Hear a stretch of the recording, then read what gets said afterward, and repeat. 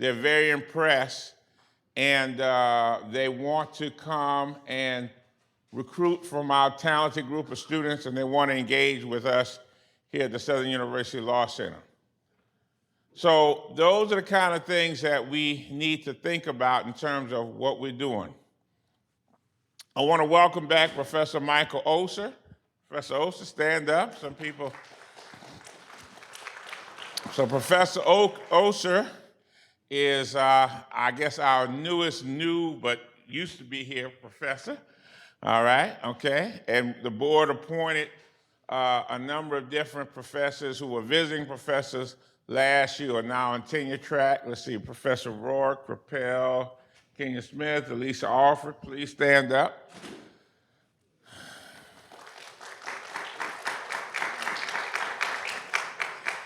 And they've been very, very busy at work. Professor Smith has been recruiting some insurance companies to come visit us. Nationwide Insurance will be coming to visit us in October. Want you to share in that. We're going to have some companies from the Silicon Valley come visit us either in September or October. Professor Rappel has been doing some wonderful things with our Native American initiative. In fact, you all know now that he's voted 40 under 40, one of the top young leaders in Native American initiative. So I want to congratulate him for that. And so you'll have some wonderful things that are happening. Now, we added Ms. Yolanda Martin, stand up. Ms. Martin is going to be our clinical professor dealing with our real estate and housing clinic.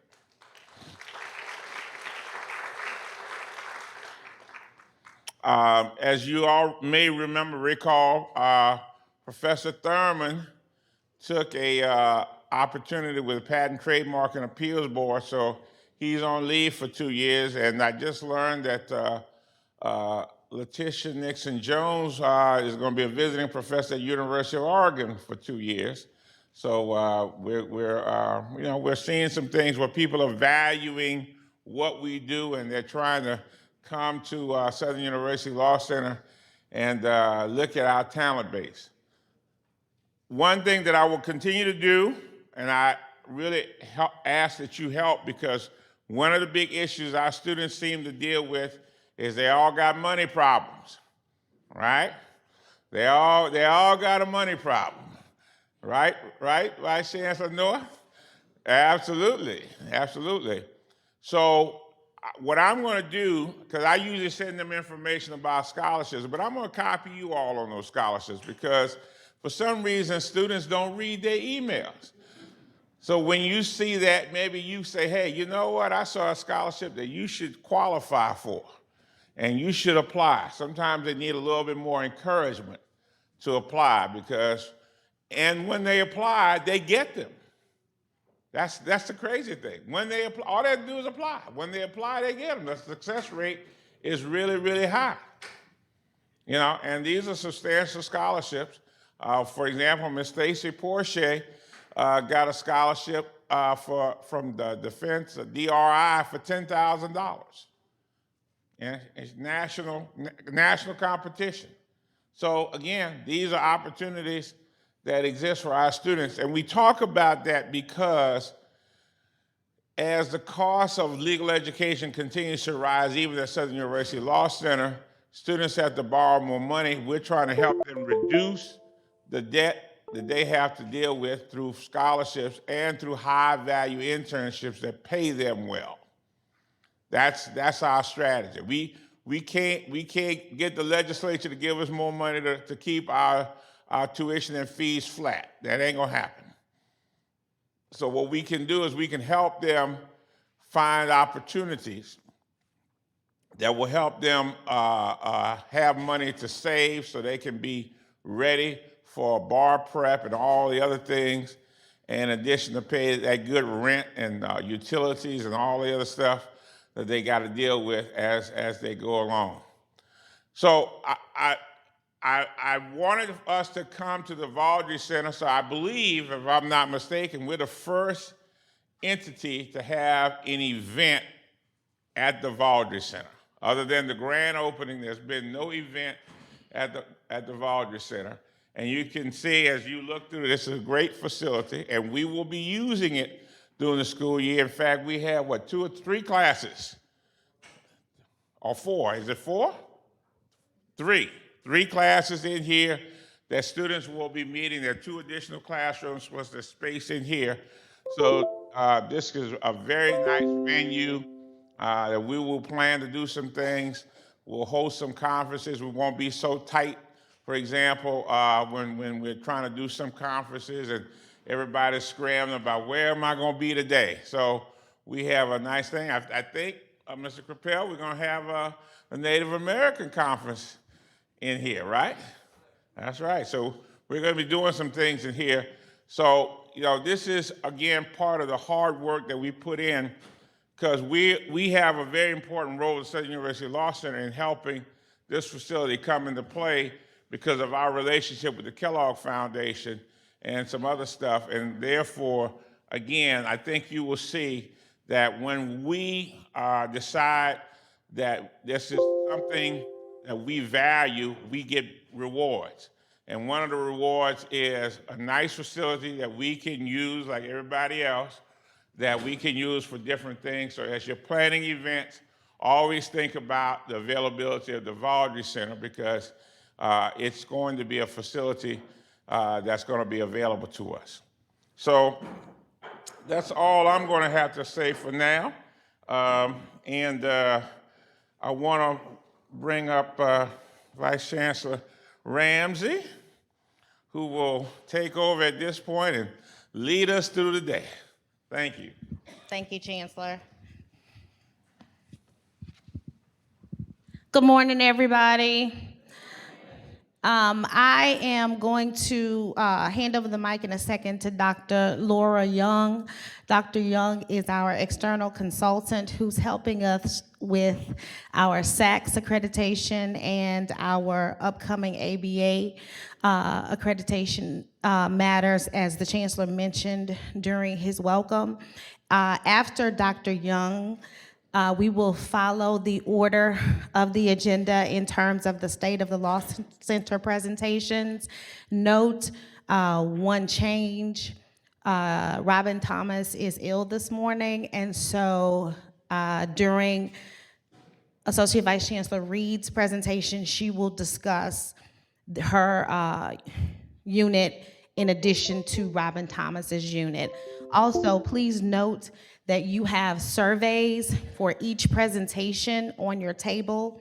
It is important that you complete those surveys for every presentation and return those at the end of the day to either myself or Ms. Tina Washington. Those surveys are extremely important to the activities that go on today, and Dr. Young will talk more about those activities. Also, be sure to sign in at the sign-in sheets because, again, today is extremely important to what we do at the Law Center, and we need to make sure we have a record of everyone's participation. Dr. Young.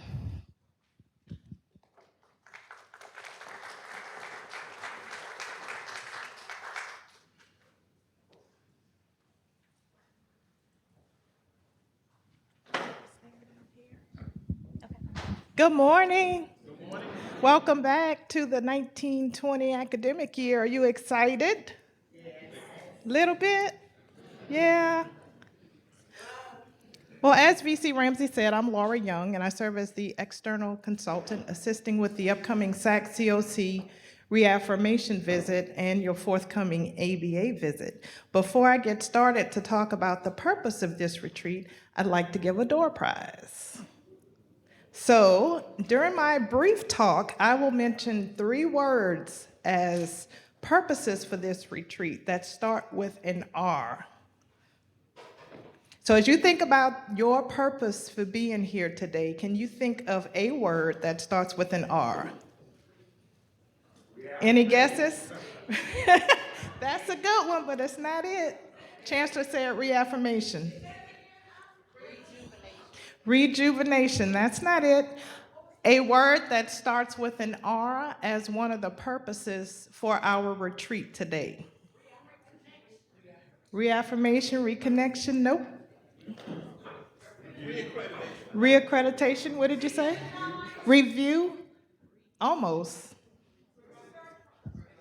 Actually, review is one. You got the door prize. I was thinking of renew when you said review. Cloris, if you could place the PowerPoint. So I'm charged with talking with you this morning for about less than 5 minutes now about the purpose of the retreat. And I'd just like to mention this morning when I walked in, said good morning to a gentleman, and his response was just so breathtaking. Professor Crapel, when I asked him, how are you today? And he said, living the dream. And I wasn't expecting that, but it certainly did bless me today. What an awesome response on a daily basis that we're living the dream. So thank you for that. So what's on the screen? Our mission, the law school's mission.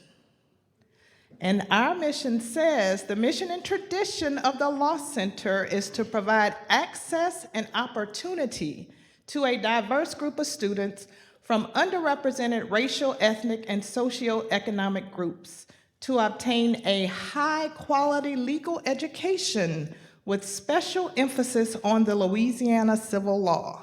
Additionally, our mission is to train a cadre of lawyers equipped with the necessary skills, or the skills necessary, for the practice of law and for the positions of leadership in society. So this mission, the Law Center's mission, has to be the driving force for everything that we do. And we should always keep the mission before us, because everything that we do on a daily basis has to be to support this mission. So we are on a mission to accomplish this mission. So as we go about our daily work, we need to keep this mission before us, knowing that each and everything that we do is to support this mission. Now, two of the key terms that stand out for me, high quality. So everything that we do on a daily basis is to make sure that the students in Southern University's Law Center are receiving a high quality education, one that's the best education that they can receive. So, to place this in context, the reason that we are here today in this retreat, and I know it's a day-long retreat, and I know you're thinking of 101 other things that you could be doing because there's so much work to do. But today is a day when we review, we reflect, and we renew. So during this day, we'll talk about things that we've done, review some of the work that we've done, and that's on a larger scale. Then we'll also simultaneously take some time to reflect. Now that's more on a personal level. So we'll reflect about our daily work and how we do what we do on a daily basis, go above and beyond to support this mission. And then ultimately, the purpose of today's retreat is to have a renewed focus in support of this mission. So that's all that I have for right now, but I will be back up right before lunch for an engaging activity. Thank you.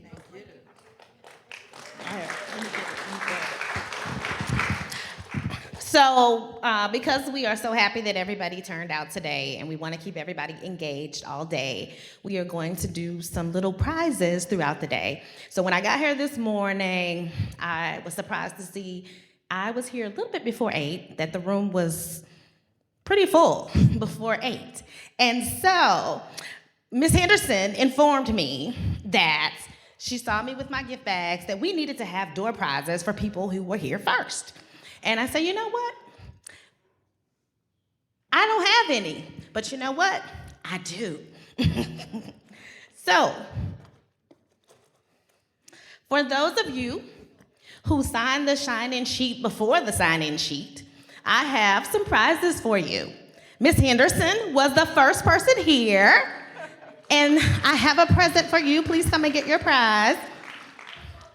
Ms. Plant, I have a prize for you. Miss Carolyn Stevens, Miss Sylvia Betts, Dr. Mary Johnson, AVC Prentice White, AVC Lotta Johnson,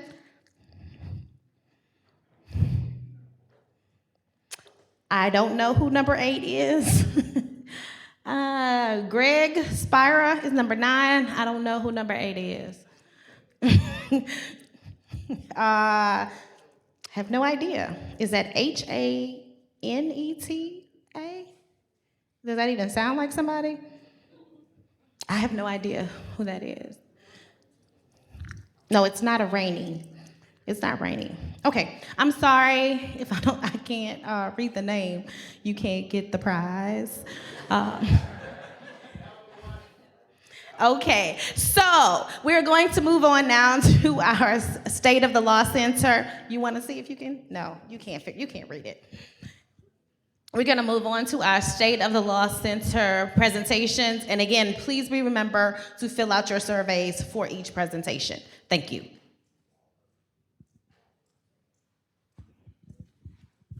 Good morning, good morning.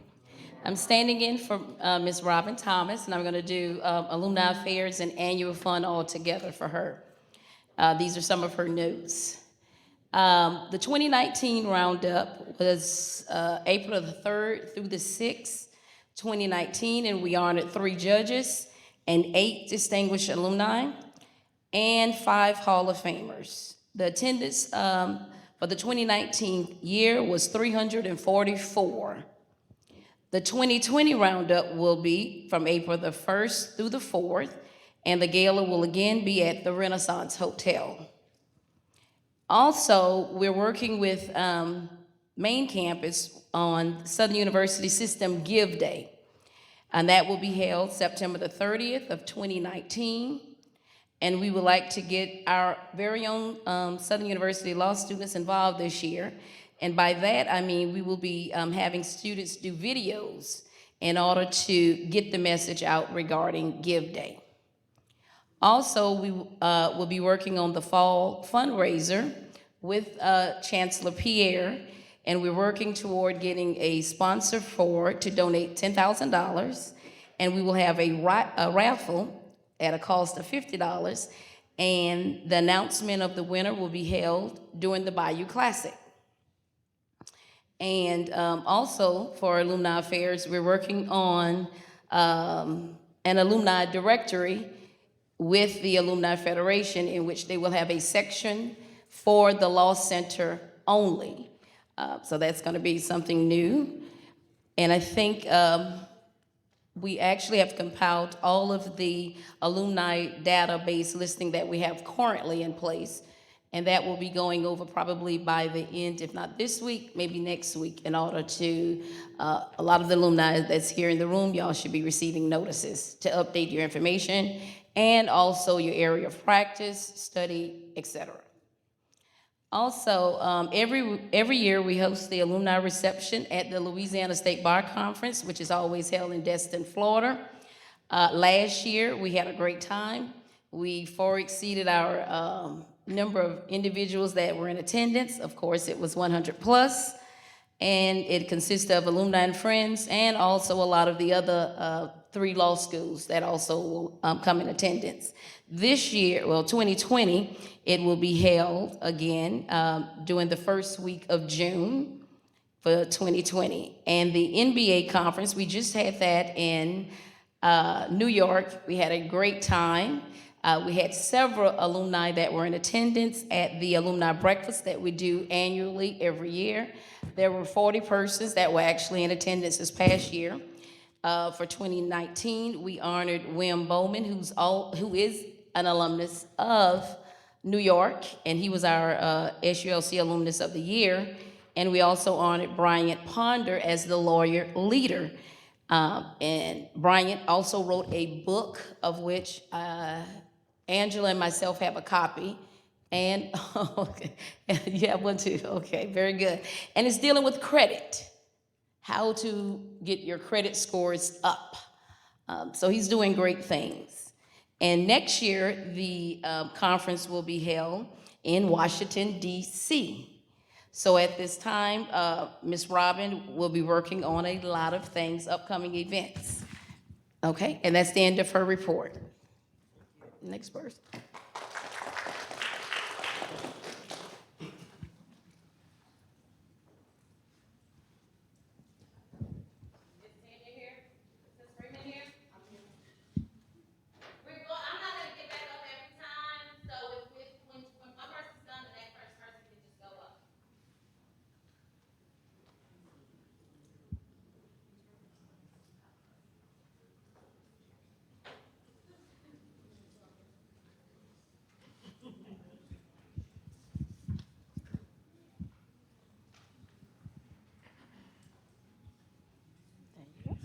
Good morning.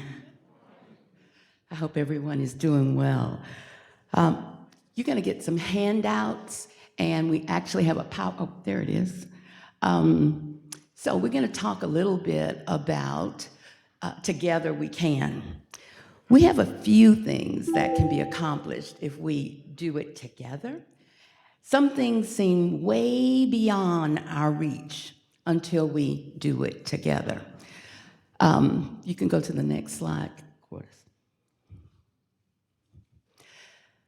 So our role out and internally and externally, we know are to raise funds, but we do it by building relationships because those people give to people, and then they want to know why. Why should I choose you all over everyone else? What makes you feel that you are the winner? Oh, thank you. And we have to go back and build a case. In many circumstances, we have to go back. It's beyond our mission. It really is about the why. So if someone were to ask you, why do you give? What would be the first thing you would say? Somebody. Huh? Out of the kindness of your heart? Okay, that is one reason people give. To do what? To support. Maybe that's good for one gift. To give back. Okay, so we've heard three things. Are any of those enough for people to continue to give? Maybe, maybe not. And that's our dilemma. We get one-time gifts many times. Maybe it's for Roundup, but we have to build an annual giving where people give every year. And that's really important, and you'll see why you're getting some handouts. And then they ask us what. So what is that money going for? So we know that what scholarships go for, and that's why a lot of people do scholarships. But what about annual fund, or that money we give annually? It's basically to do the things that we need, the emergencies that Chancellor has that we all know about. When people need to go to conferences and some of the other things that they do, that's where that money comes from. And the reason I'm going through that is because you all need to know, because many people ask you, what does that money go to? Are they paying salaries with that money? And we are not. We do not. Who does it impact? We're going to have more impact stories, but when you give, who does it really impact? The students. So when we do this, you have to begin to shape your story because you are the ones that really advocate. And many of you all are alums. And so if you don't have your own story of why you give and where it goes to and why it's important and when it's important to give, and then how we use the things or how it's done. They can give online. I mean, there are any numerous ways to give. I know I'm going through some repeats, but I've had some staff to ask me these questions. And I thought, okay, so we're missing it if they've missed the basics. All right, let's go to, I only have like 4 slides, so it'll be quick. All right, our supporters.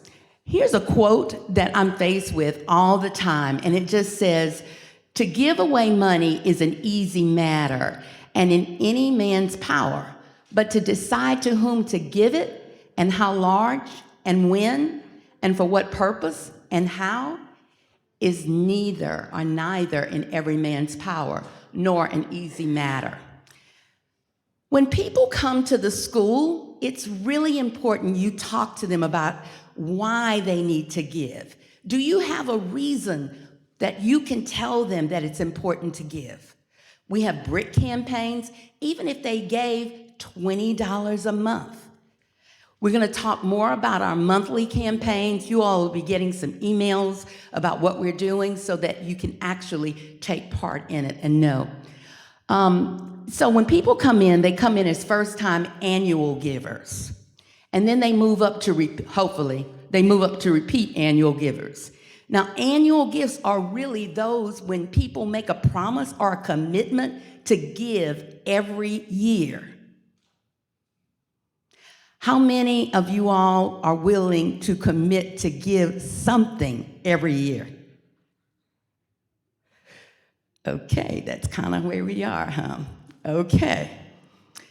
Interesting. Do we not believe what we talk about? Because in finding donors, one thing about it is we're looking for people who believe what we believe.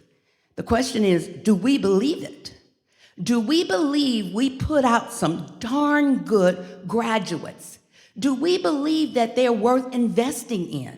Because we call them supporters, but really these are people who are investing in what we believe in. And we spend a lot of time if we don't really believe in it.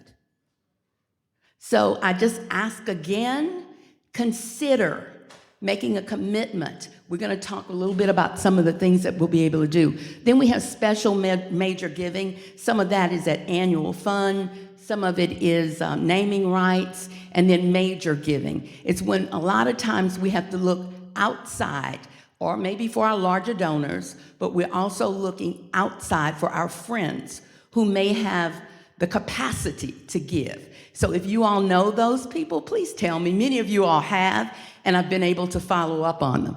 And then plan giving. We're going to do some intense plan giving. And the reason being, last year, we probably had more alums to pass than we had in 1 year in a while. Had those people left us a minimum of $25,000 in the, whether it's a bequest or whether there's in their insurance, it all adds up. And many of their planned gifts go to endowments. They have a specific way they want to lay that out.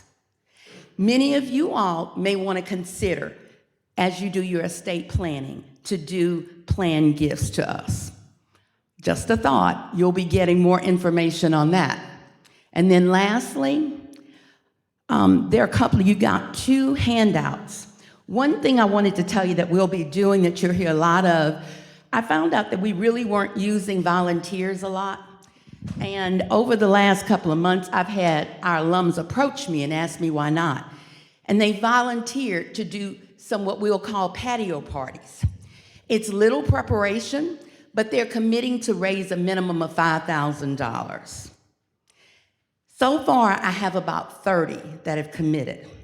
That may sound like a lot, but it's not to say how many alums we have. I have about 6 that have committed to raise $10,000. And literally, they're just coming to their home or their office, and they're telling them the purpose. So you'll hear a lot more about that and what we're planning to do with it. Please reconsider committing to what we invest in every day, our students and the future of the next generation of our lawyer leaders. Thank you.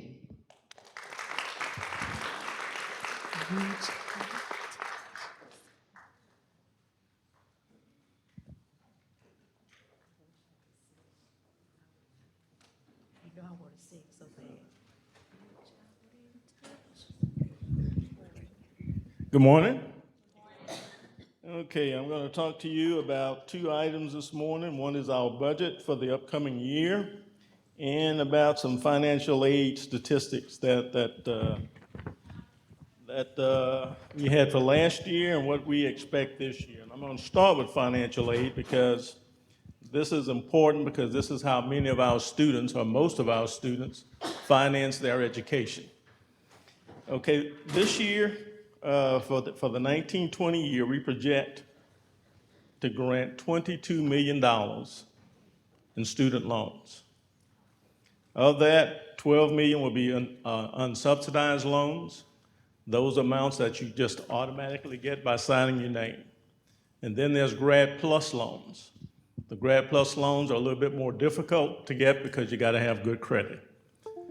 Okay, and I'm gonna compare that to last year, because last year, last year we did 553 unsubsidized loans. And of that, that was $10,440,000.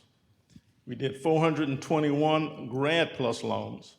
That was $9,119,000. In total, that was $19,560,000. Now, as you can see, there's a difference between this year and last year. And what that also indicates is that we're gonna have more students on campus this go around.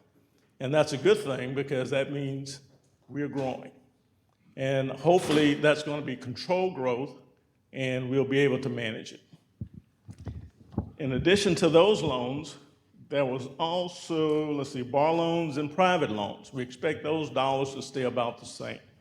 The bar loans were about $334,900, and the private loans were about $174,500. Those amounts, as I said, will probably stay about the same. Now, in addition to that, we have a contract with a group called Access Lex, and they have a program called MAX. I encourage all of you to encourage your students to take advantage of this. This program is about financial counseling of students. It helps them manage their financial debt here, now, and prepare for it once they leave the school. In addition, while they're here, there are some programs that they can participate in. Excuse me a second. And these programs are important because they track whether or not a student participate in the Max Lex program. And there are some rewards if they do. For instance, there are 6 $5,000 scholarships that are awarded every year, and there are 3 $40,000 scholarships awarded. And each time a student sign up or attend a seminar, they're automatically entered into the scholarship contest. And they can be entered more than one time. So that increases their chance of maybe winning one of these scholarships. So it's a good program. And that's about it for financial aid. Now I'm going to talk to you about our operating budget for the year. This year, our total budget is $19,815,800. That's a significant increase over last year. Last year, we were $16,208,000. That's an increase of $3,607,000. Now we do have, I'll just mention this because I don't want to go in a lot of detail trying to explain it, but there's an unfunded budget authority in there. Basically, that means the Board of Regents told us we can spend it if we can raise it, but there's no way we're going to raise that additional amount of money based on the enrollment that we have. So what we're going to do, this is the breakdown of our budget, the revenue. The state has appropriated $4,478,000. That's compared to $4,224,000 from last year. So we got approximately $254,000 more this year than we got last year from the state.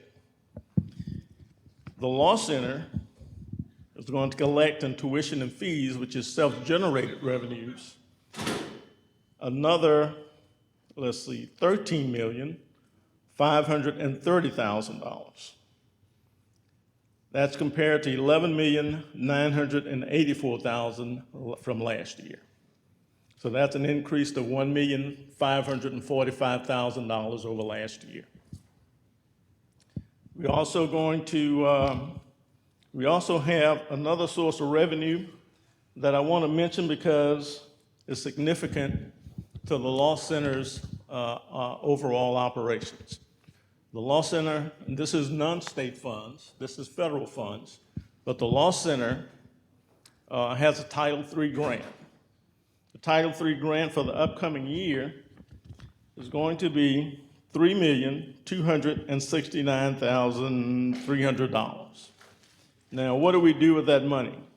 That money is very important and an integral part of funding the Law Center's operations. It funds the IT department, the library collection, scholarships and private service awards, academic support, clinical education, and to a lesser extent, the administration. Now, what I also want to tell you is that the budget has some other elements to it, and how do we, which basically tell us how we got to some of those numbers. The most important one, of course, is enrollment. Our enrollment this year is estimated to be 1,320 students. Could be a little less, could be a little more. Hopefully, it'll be more.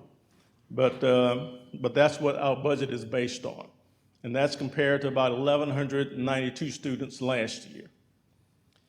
The summer enrollment, we're estimating to be approximately 270 students.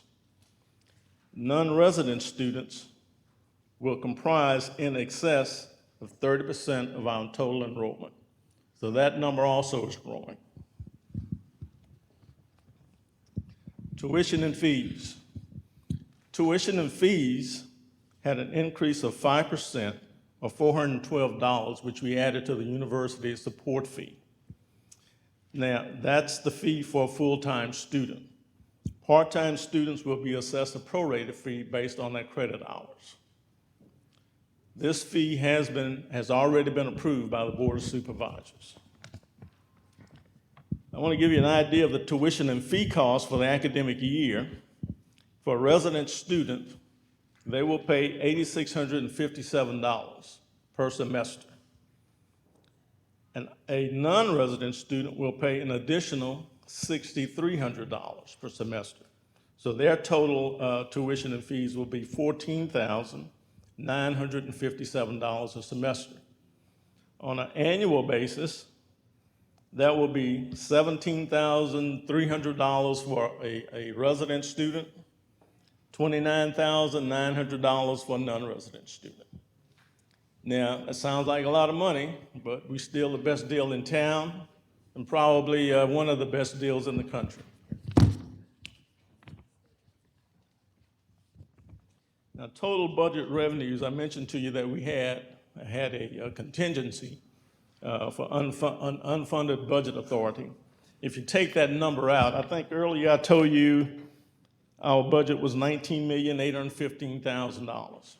So if you take that number out, the contingency out, our actual net budget will be $18,007,000, which is still an increase over last year, a good increase. Now let's talk about the expenditure side. The expenditure side, of course, the most of our budget is allocated to personnel services. We are a people-intensive organization. That represents 70% of our budget. So that's an important number. We must manage that number in order to be successful and for everybody to be happy now and in the long term. That's very, I see a lot of you just looking puzzled, but believe me, that's important. I am proud to say, since I've been here, there's never been a furlough at Southern.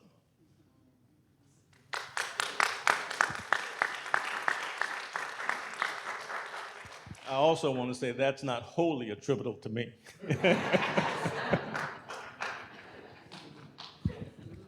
The chancellors and all of his senior management, they all participate in doing this, and they're a great group of people. They really are. Okay, personnel services for this year, will be $12,613,000. That's an increase of $1,401,000 over last year. So you can see there is some growth there, a lot of growth. We've had a lot of personnel changes and reorganizations and promotions, and I think that's what, I'm certain that's what accounted for that number. The next group of expenses will be operating services. That comprises general operating expenses. We have a state contingency in the budget. We set aside 5%. This is another contingency. We set aside 5% just in case there's a mid-year budget cut. During the Bobby Jindal administration, a mid-year budget cut was certain. It was a certainty. And you could get caught short if you didn't provide for it.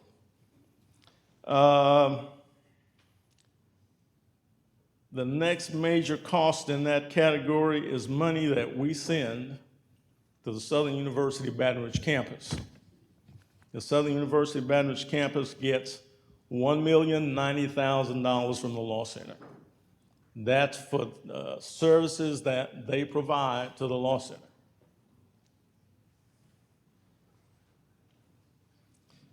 In addition to that, we send to the Southern University system, we send another $453,500.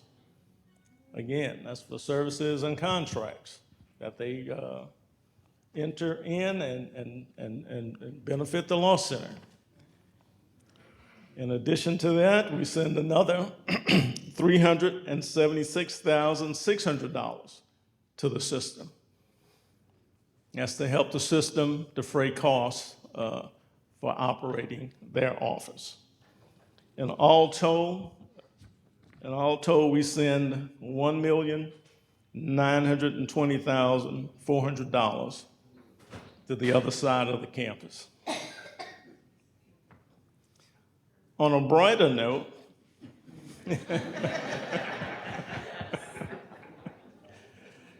we're going to be issuing scholarships this year from the general fund, and that's the budget I'm talking about. $665,000.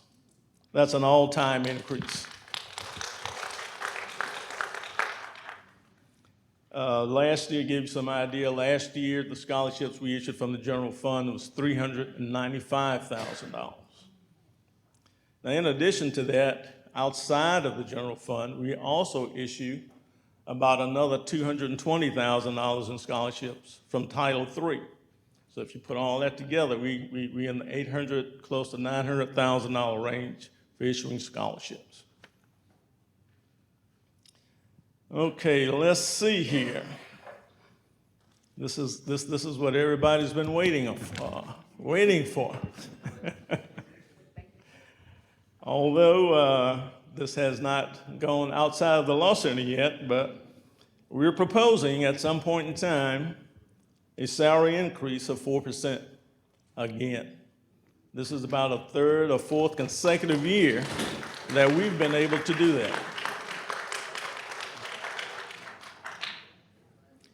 Unfortunately, for the classified employees, the Law Center and the university does not have any control over the increase that you get. However, you did get an increase authorized by the Civil Service, what they call a market adjustment of ordinarily they give you 2%, and most of the Civil Service employees got 2%. There were some that got a little more, but what that meant was that for their job classification, they were below the lower limit. So they got more to bring them in line with their job limits. The budget expenditures, all of this, well, I have to say all of this, and I'll close by saying this, all of this has not been submitted to the board at this point. We are submitting the budget to the board. It will go into the August board meeting, and at that point, all of this should be approved. We don't see any problems at this point. Now, the 4% salary increase, there's a little caveat that if and when that's approved, it will probably be somewhere for effective October or January. We're not certain at this point. But we will be submitting that at some point during the year. Are there any questions? Okay.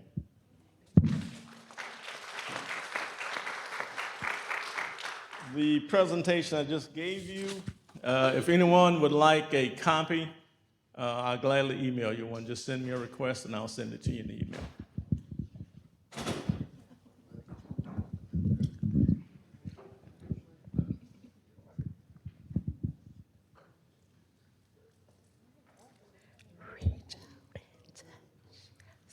Somebody's hand, make this. It's okay to sing and welcome me. Good morning. How you all doing?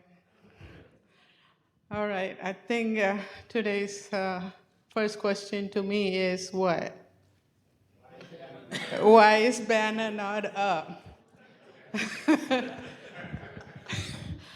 Well, I can't answer all of that question, but I can tell you that they're making sure that whatever comes in to the new consolidated system matches everything from all 3 different campuses. Can you imagine bringing in apples, oranges, and lemons together to make it look like what? And tastes good, right? So that's a challenge. And a lot of testing have gone through, but some areas might have been a little deficient.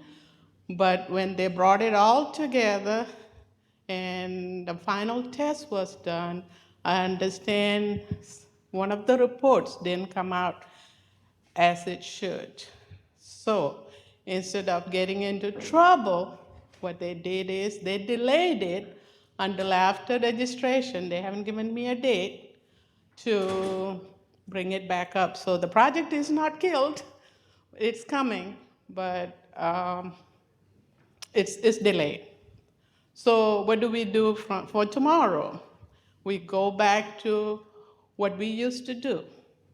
They are turning it, they didn't delete all the stuff we did before. They kept it as a system as it was. So all they're doing is turning it back on, just checking to make sure everything is running as it was, and then we'll be able to use it tomorrow. That's what was relayed to me. So today everything should be up. Check it out this afternoon just to make sure that everybody is good, especially the student side. And if there's any issue, please let me know so I can get in touch with the people who are working on it, or the department heads who work with this system know who they can reach back to them to make sure we are okay for our big day tomorrow. Okay? So, but there are some things you need to know about the new system. With the new system, we're no longer going to have S numbers. Why? Because S number here, everybody had a number, right? That's instead of Social Security number, they use that number. So we might have more than one S numbers coming in or that number coming in, so you can only have one person. We can't say Lawson to take the first option for the number. So what they had to do is they created a new number called U number. It's called unified number, okay? So, but when you first get into the system, you put in your S number, you're gonna get an email from them if you've not already received an email that tell you how to get into the system. You basically go to the same way you get into the system, you put in your S number, you put in your existing password, and you'll get another screen that give you your U number and how to put in your password the first time, which is your birthday, 2-digit month, 2-digit day, 4-digit year, and $, and U. That's how, but the screen will give you that information. So when you put that in, it'll give you an option to, not option, you have to create your own password. And you go from there. All right? The other change is email address. I know we all been holding this email address for years, but there's going to be a change. Right now, the faculty's staff email address is first letter of your first name, last name, and those who are too many Johnsons and all that stuff have a middle name or numbers added to it, right? The new email address is going to be your first name, period, last name, at, you're going to have two email addresses, but you don't have to remember all these things because there's a background work still going on. Your main one is going to be your first name, period, last name, at sus.edu. That's going to be for everybody that's on Banner. We have to recreate your email address that will match that email address, except the sus.edu will then have sulc.edu that make campus specific. In Banner, you will have your SUS for your account, your SULC on your account, and your personal if you decide to put it on there. So that way, if someone sends you something on sus.edu, you will still, there's some work that the Trammell have to do in the background to make sure that your sus.edu will come to sulc.edu. The work is still going on. It's going to be a little bit more longer than we expected because of the what's going on now, okay?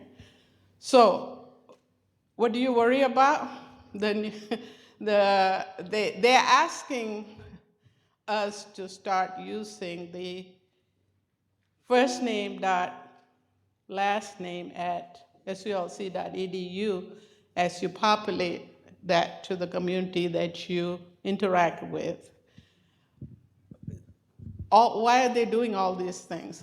They are things that they try to get us to know, or information that need to be sent to us, that now they can send it where everybody get it and don't have to send it to Ladder or Cherie or Chancellor to have them distribute to the SULC community, okay? And in Banner, the way they set it up, it works better that way. And I understand that the dot came in because that's the accepted format now. And some entities don't even see the underscore a valid email address. So avoid all these things. That's why these changes are coming along. Okay? Any Banner questions first? Yes. Okay, so for that banner, I guess the question is, anybody that's still using that has had my email for 16 years will still be able to reach me sending it to Yes, it will. That's where Trammell comes in and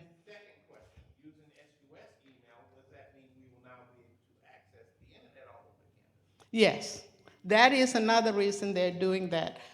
You know, our students had issues in the dormitories to access emails or use the internet because we were two different entities. We have already made a road, I guess you can call it, where things can work between the main campus and us. So with all these changes, we are supposed to be like, it doesn't matter where we are in the John B. K. Library or in the back of campus or wherever we are, you're supposed to be able to access email. It's as if we are in the same network. Will we have access to our youth run at other places around the campus? No. But we are working on a solution. Right now, we are bogged down with a lot of things, but we are going to start using the cloud system where certain things can be placed on there. For example, faculty evaluation, which is where everybody look for information. You already have a cloud drive because if you use the 360, Microsoft 365, right? So you can put it in there. I'm telling everybody, I'm sorry. So if you put your data on the 365, Tremere, correct me what I'm saying if it is wrong, okay? You can save your files there, and you can access it from anywhere in the world, okay? So that's one way. So see, we are asking everybody to use the cloud drive because what do? We put it all on flash drive and we leave, we take it out of the purse. Guess what the flash drive do? Sometimes it jump out of our purse. Guess what's on there? You might have social security numbers, you might have information that others shouldn't have. You know, all these companies that are getting sued and all this stuff because the information got in somebody else's hand. Somebody find a flash drive, curious, they go look at it, got all the information there. What happened? Their information is compromised, right? This way, you not only have access to your information, but also it's safer. And also, we are going to incorporate social security numbers should not be emailed to anybody. Any files that have social security should not be emailed out. We're going to start locking down a lot of things because, you know, in the school system, remember, everything has been compromised. We don't want to be one of them, right? So be careful with your data, especially anything that has social security or any information like that on there. Okay? Any other question on banner? All right, good.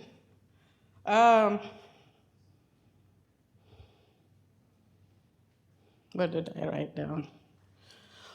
Okay, one of the challenges we have at the IT department is we still have clicking going on. You know, emails go out. How do we know you're clicking? Because we send out files out, seeing how many people click any emails that come to you. Don't do that.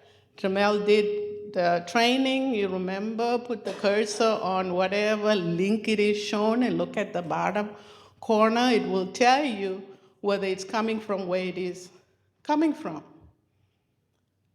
Don't click. Look, be safe, because your information is compromised along with they find a path to get into our network. Tramiel can lock all you want the server down for anybody to come through there. But if you start clicking, you already got them in. Okay? So be careful about clicking any email. And if you're not sure, you remember there is a little icon that say phishing? Click on it. It goes to Tramiel. Tramiel look at it and send you back and say, hey, this is good. Keep going. If it is not, then he will look into it. You know?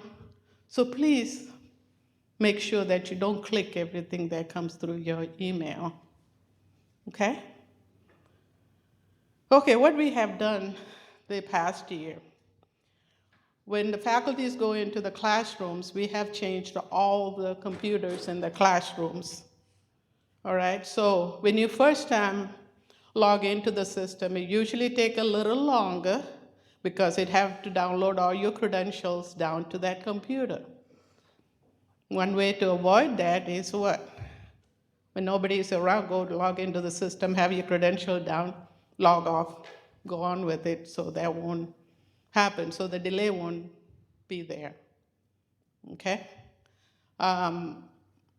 It should have all the softwares that you usually use in the classroom. All right? But if there is any issues, let us know, send us a ticket, whatever is needed to do. And Arrows is responds to things pretty quickly. Okay?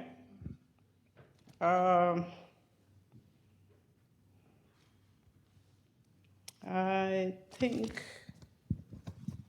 also you will see that in the library there are several rooms that Angela have redone, have some technology in it. And if there is a session in it, there's no computers there. If you have a computer, you can connect that laptop to it and it will come up on the screen. So you can use that in those rooms to, to teach without taking any other equipments to be able to project anything in there. I think that's enough talk for me today. Any questions? All right, thank you.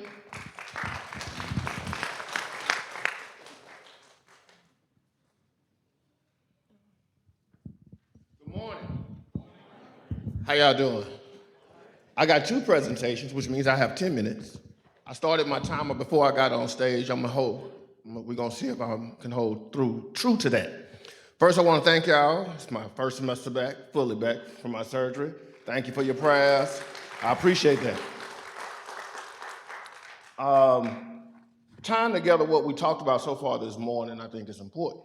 Terry Hall told y'all that even though we're a state school, we only receive about 20% of our gross budget from the state. When you think about how much we have to pay back, we only get about 15% of our whole budget from the state. But for that Title III money, we'd be drowning and be upside down, right? Which means it's so important that we do development, raise funds, that we have a relationship with our alums, right? That all of that is important and tied into what we do. And because of that, it's important for you to know how our students are processed. So how the banner system works, how it impacts you from a compensation perspective, how it impacts students from an enrollment perspective. Y'all digging my socks? Just trying to make certain you're still up, that's all. So I want to talk about transition from that, and I'll talk about what I was supposed to talk about, which is academic affairs, and I'm going to also cover Professor Reed's section on academic support. So why is the Office of Academic Affairs important? It is important that we help our students successfully matriculate through our program of legal education. So a significant portion of that budget was tied to self-generated funds. I'm not gonna fall off the stage, Reed. No, my hip good. No, I'm not leaving. You're messing up my 10 minutes. So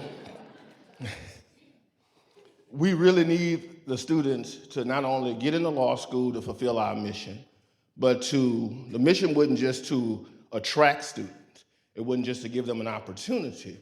It was to produce a cadre of lawyers, which means they have to get out. So the Office of Academic Affairs is very important to help students through that. Last year, Vice Chancellor White, in his dual role, had 3 main goals. He wanted to make certain that we advise first-year students on what was important in their matriculation. He wanted to help enhance scholarship opportunities, and he wanted to make certain that we provided a foundational measure of where students were so that we can help them along their matriculation, right? And so we succeeded at that. We provided more scholarship opportunities. We did that earlier in the process, as Terry Hall pointed out during his presentation. We did mark students. Our Laureate Fundamentals program is the first week of law school for 1Ls. We measure those students' performance. We assess where they are academically from an analytical perspective, and we try to set plans for them through their matriculation. So one of our challenges is to better integrate that program with our program of legal education. So we'll be working hard not only to find the right measure of where students are when they come into the door, but what interventions we can provide to them along their route through school, because we need them to succeed. So I pass out a handout. One of the solutions that I've proposed since taking over is that Roderick White was an amazing fellow. Most of y'all know, well, he still is an amazing fellow. He's still here. I mean, you got what I was trying to say. But you would get those emails at 2 and 3 o'clock in the morning. You didn't get no email from me at 2 or 3 o'clock in the morning. I'm gonna be good and sleep at 2, 3 o'clock in the morning, all right? So instead, we will utilize our academic counselors in an advisement role. So every student in the Law Center will be assigned to an academic counselor when they come in. That counselor will stay with that student all the way through their graduation. We will help to advise them on course offerings, adjustments to their schedule. We'll keep them informed as to what they have to do to complete their successful matriculation on time. We also will measure their growth and provide additional interventions as needed based on that connection. That's one of our planned solutions. And we do need to do a little better job of measuring our admission data.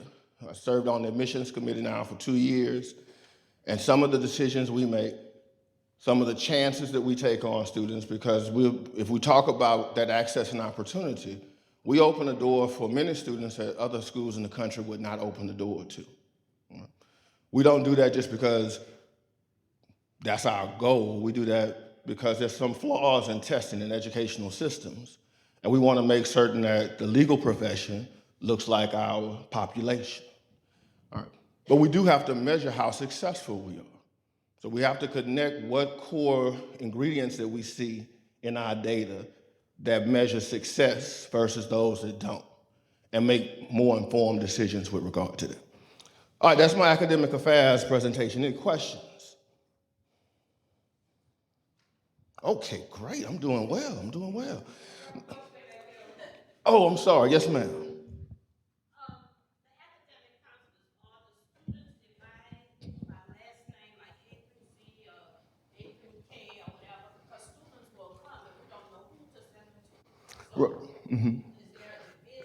The answer right now is no. There's no clear-cut division. We assign students through the law and process class.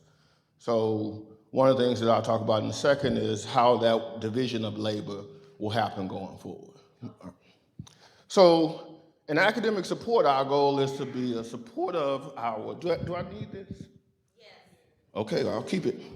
I want to talk about 5 quick areas: pre-law, our Board of Student Advisor program, the counseling services, disability services, and bar prep, all right? So one of the things that we've done is we've developed a pre-law program to introduce students to legal education. So we try to get them in, to get them exposed to what they will have to do to be successful in law school. We send out a lot of invitations, but we don't always get as many acceptance of those invitations, right? And so one of the things we'll be trying to do is to have more. We invited 130 last year, right? But only 159 enrolled. So our goal is to keep increasing the number of students who are exposed to pre-law opportunities. We invited 300, I can't read. We invited 302, we got 159 to come. Yeah, you're about to say, Vance, you're going in the wrong way. All right, my bad. That's what I get for rushing.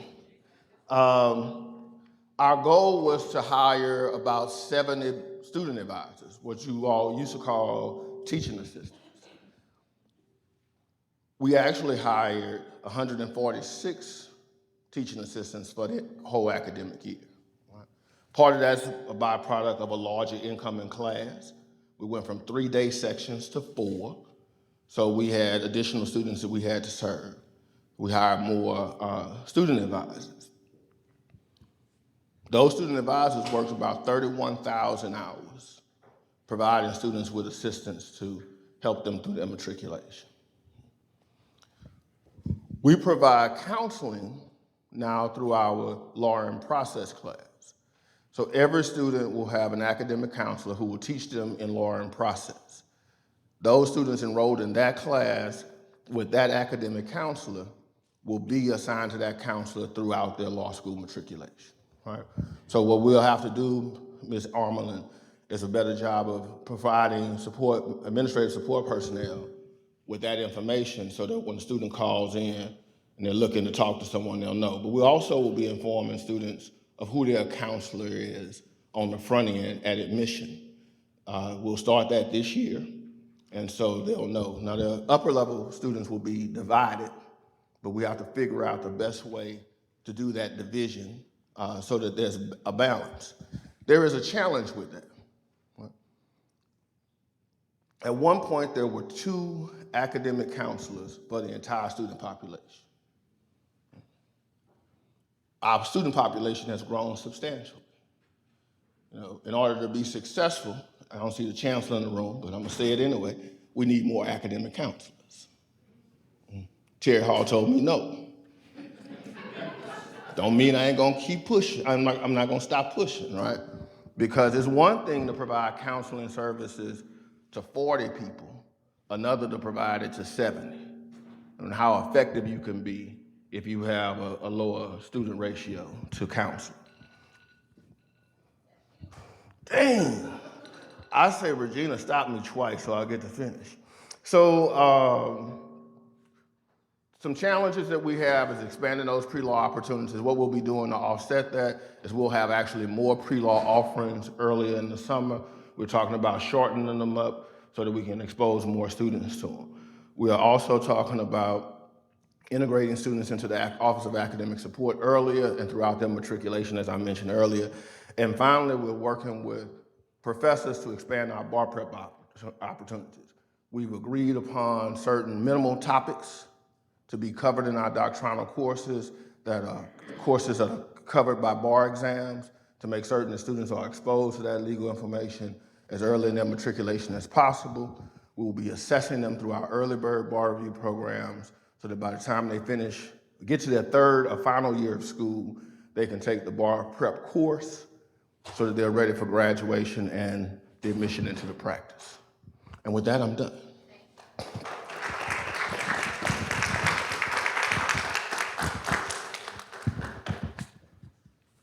Since there's only one mic, I think we'll give that mic to Vice Chancellor. I don't really need no mic. I like to talk loudly. I had to hold the mic, you got it. Okay, I'll hold the mic. The main thing I want to do before Ms. Love leaves is talk about the admissions policy.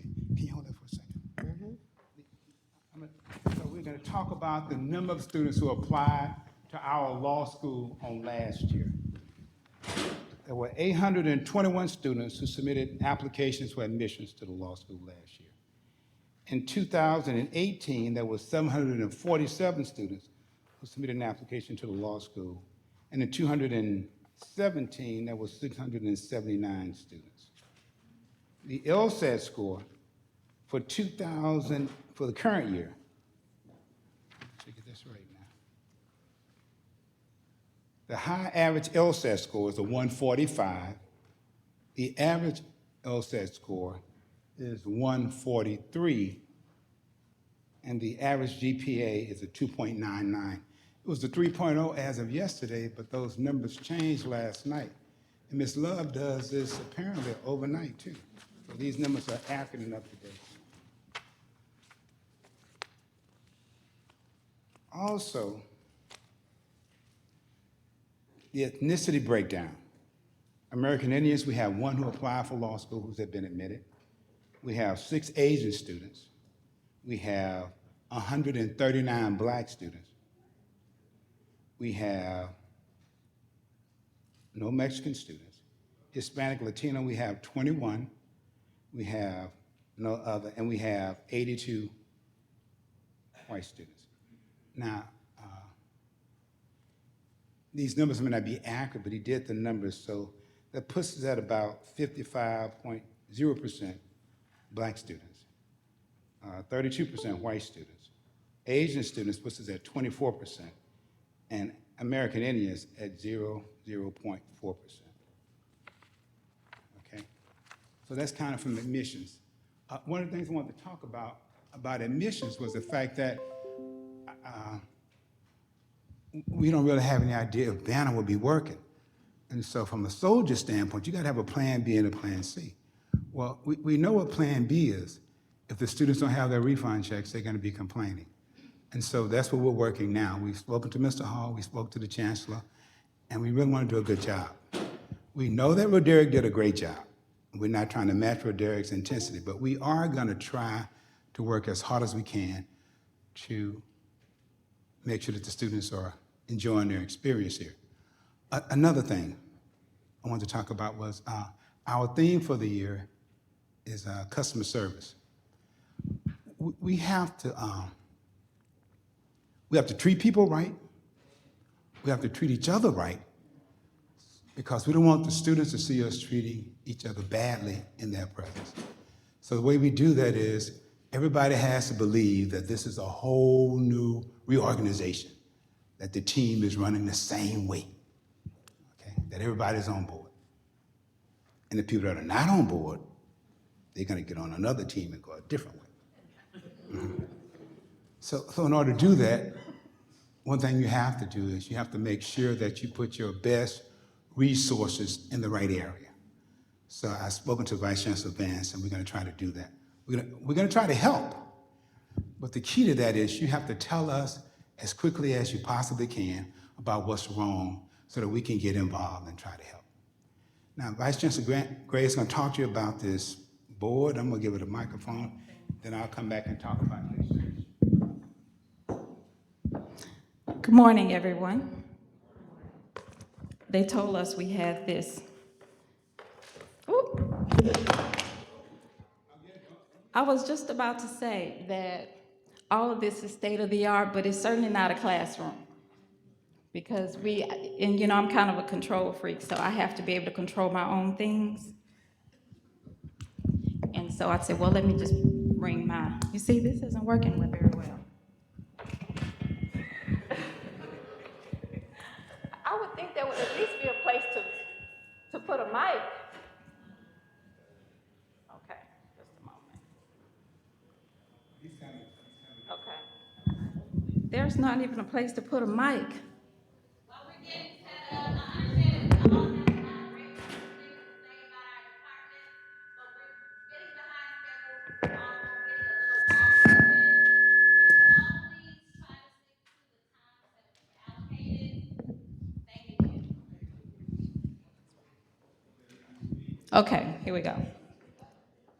And I just want to say that Vice Chancellor Vance, you said we won't be getting emails in the middle of the night. We got emails the other night before last. I woke up at about 4 o'clock in the morning, and I looked at my phone, and Vice Chancellor North sent an email saying something about enrollment, and he responded to Vice Chancellor Vance, said, you know what? That's right, I'm gonna take care of that. And I said, you know what, that's a good idea. And then I realized, wait a minute, it's 4 o'clock in the morning. Why are we having a conversation via email? But in any event, what's going on with me? In any event, Vice Chancellor North told you about one of the themes. I'm trying to stay away from the iPad, maybe that's the problem. Told you about the major theme that we have, which of course is service. And there are a couple of little sub-themes that we have going on as well: leadership, process, and continuity. And we know what the continuity is, just trying to maintain to some degree all the great work that Vice Chancellor White was doing. And so one of the things that we're trying to do as far as process is come up with ways to do things that will benefit the student body as well as ourselves. Now, this is not our website, but I created this as a template because our web people are creating something like this for us, which is just faculty resources, nothing special. It's just going to be a link. We're hoping that at some point, perhaps we can have, what's going on? Because this is not doing this with anyone else. Why me? Okay, so is it mine? Is this, well, I don't know what it is. Can you hear me? Okay.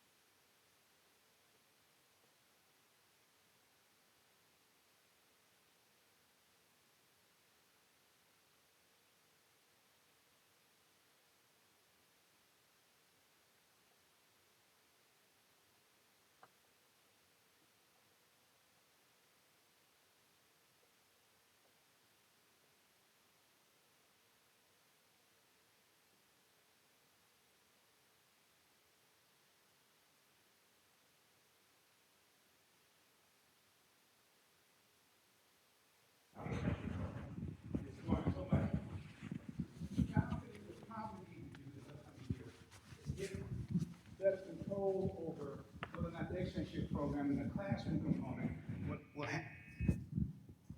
well, not the externship program, the classroom component, to what extent we're going to require that, because students are now saying that if a kid is working in the Silicon Valley and the chancellor's bragging about that out there in the field, and then that student is video texting me about that, I'm not sure that will meet the requirements of the classroom component. So we need to talk about that at the faculty meeting. First of all, let me say, I thank the chancellor for giving this opportunity, but most of all, I've been with y'all for 23 years. I plan to continue to work with you. I ask you to help me any way you can to do a good job for the students.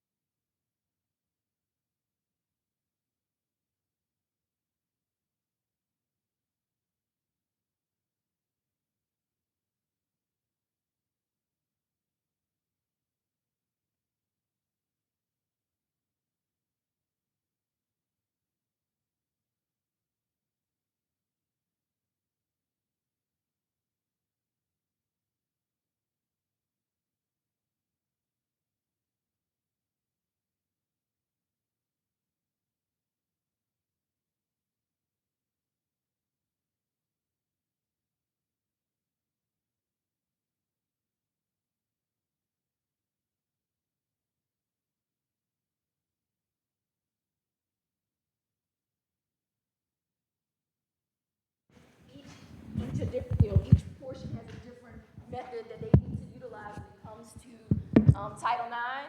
And so I just want to make sure that everybody's questions are being addressed. And you can always email me after, but ask the question while we're here because other people may want to know that answer.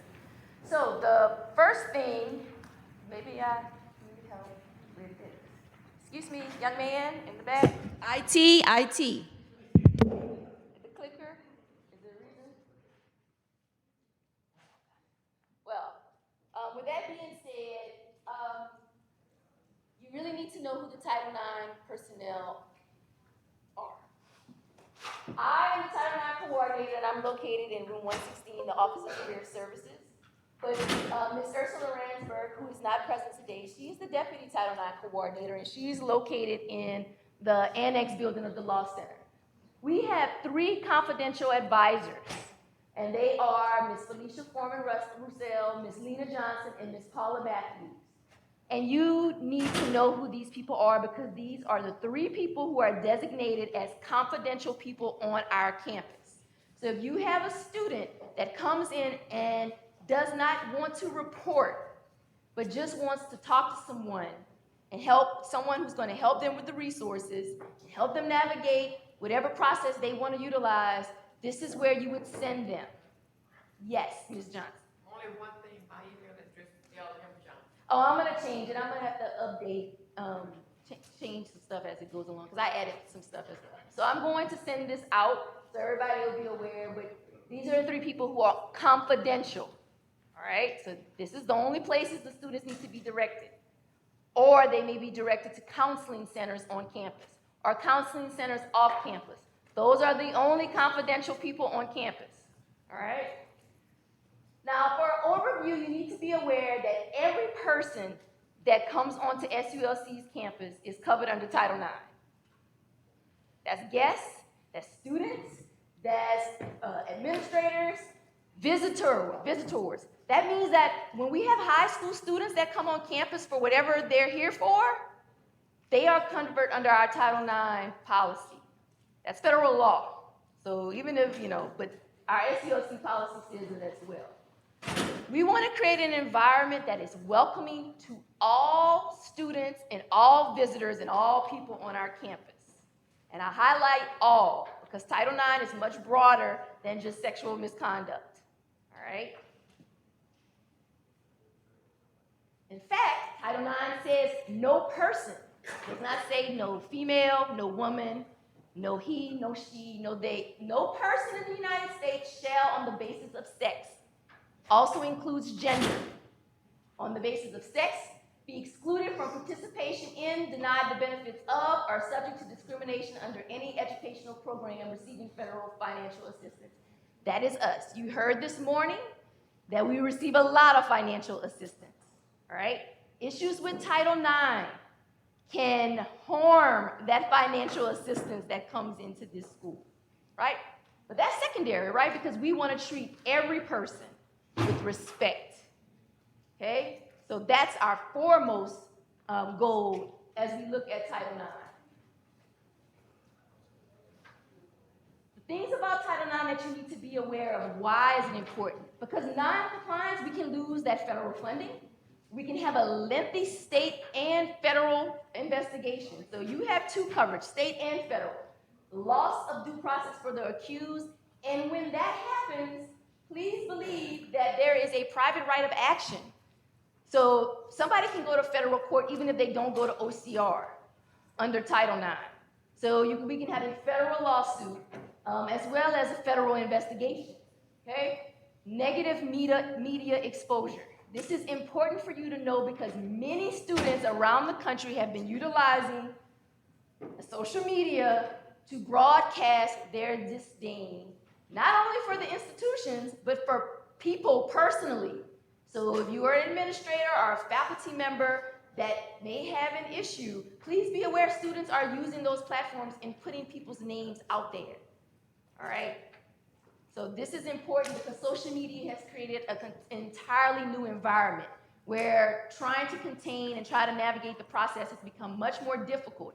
And I want to express that because as a Title IX coordinator, my job is to navigate all of that. I have to be responsive to students' needs, both students, right? The person who's making a complaint and the person who has been complained against. I have to navigate both those students. I have to navigate if there's an administrator involved. I have to navigate the media. I have to navigate the federal level. I have to navigate the state level. And so it is, it's a lot. And that means I need to ensure that you guys are doing your part, right? One thing I can tell you that is key is student responsiveness, right? That's not saying that everything a student says is it, but it is student responsiveness. So you have a student that has come to you and complained directly to you, maybe about the nature of something you've discussed in class or your speech or something that has impacted them. Whatever that impact is, I don't know. Student responsiveness is the first level in helping students feel wanted and welcomed, all right? I know I'm saying that and people are kind of glazed over and you're like, how does that relate to Title IX? Because before it gets to Title IX, the more you are responsive to the students, the better a student feels that this institution is listening to them and working with them and willing to change whatever behaviors they may have impacted them in a negative manner. And that's why it's important. We have penalties from the university, and as I said, I restate you have a private right of action under Title IX to go directly to the federal courts. All right? Now, I have this big thing up here, and I wanted to take it all out because you guys are never going to read it. I just wanted to make sure you know that the SU system, the campus, and the law center, we are under the Southern University AM College System policy. Also, you can direct all complaints to me, but students, faculty, anyone who's been impacted, they also have the right to go directly to OCR without even coming to me. All right? So just wanted to make you aware. Again, I hate putting all these words up here because it's mumble jumble. But I do want to direct you, though, that although I'm the Title IX coordinator, and Title IX is specific to sex, including gender, our policy is broader than that, right?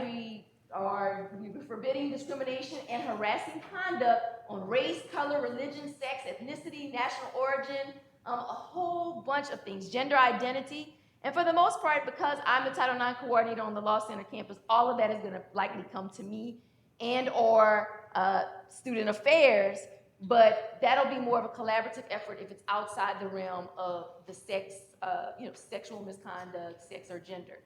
But all of these behaviors are forbidden in our policy, and students will complain about discriminatory behaviors or what they perceive as discriminatory behaviors beyond just sex, and they will tell it to the Title IX coordinator, and I have a duty to move on any type of complaint that is alleged for discriminatory behavior, even if it is outside of the sex and gender realm, right? It's broader.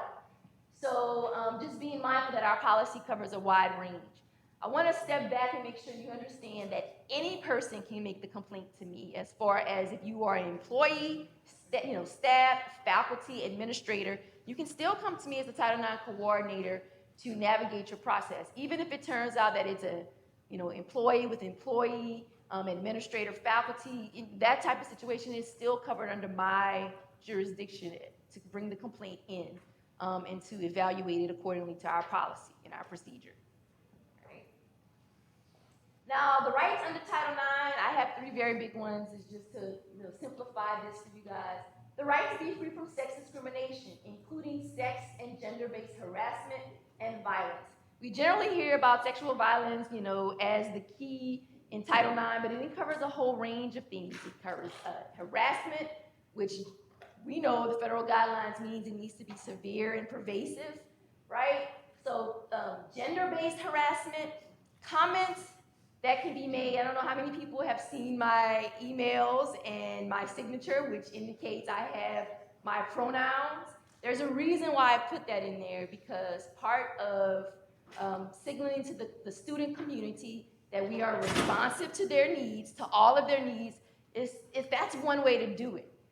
Is to understand that there are people who are going to be gender fluid, and I'm not going to get into all the different categories, but I need to make sure that the students are aware that this school is responsive to all the students who are coming here, who are paying all of that money for all of you guys to be here and get a check and work. And so it's my job to ensure that they know that this institution is going to be responsive to their needs. And that is one method that signals to all the community that that is what we're going to do, or what I'm going to do as the person. So sexual and gender-based harassment and violence, you have a right to be free to bring forward a complaint in good faith and be informed of procedures and options. This is very important, and the reason why I want to stress this is that while it may not be for you specifically, that's my role, everybody that comes to you with a complaint, it is not your role to judge, to be lawyers and try to figure out who's right, the due process, none of that. You need to send it on to me, but you need to be aware that even if somebody comes to you and they have, the complaint has been made against them, it's not always easy to recognize that, right? Somebody makes a complaint, somebody has been made, a complaint has been made against them. You still need to guide them to the process, the procedures, the options. For you, everybody here, you need to guide them to me, okay? But this is gonna be specifically what I talk to my confidential supporters and advisors about, because that's a little bit more complicated. When you're saying somebody has been accused of a Title IX violation, and what should my response be? For any party that's involved in a Title IX complaint, you need to be objective. You need to send them on to the Title IX officer, which is me, coordinator. But if you do have that time that you're sitting with someone, you need to provide the options and and resources to them if that is what you are called to do at that time, for both parties, all right?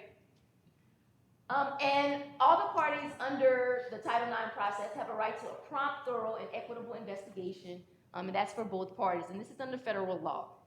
And so I'm gonna be working with the Office of Student Affairs on some changes or some best practices that I'd like to implement and get their feedback on, and work with them to get some of that stuff changed. But I'll do more of that when I meet with you guys. Now, who is a responsible employee? So earlier, I said that there were 3 confidential employers, right? Employees, I'm sorry, 3 confidential employees. Is everybody, who remembers who they are? Yes. Yeah. That's right. Those are the only 3 people on our Southern University Law Center campus that have a right to be confidential. Okay? And I'm going to talk to you later about what the difference is between confidential and private. All right?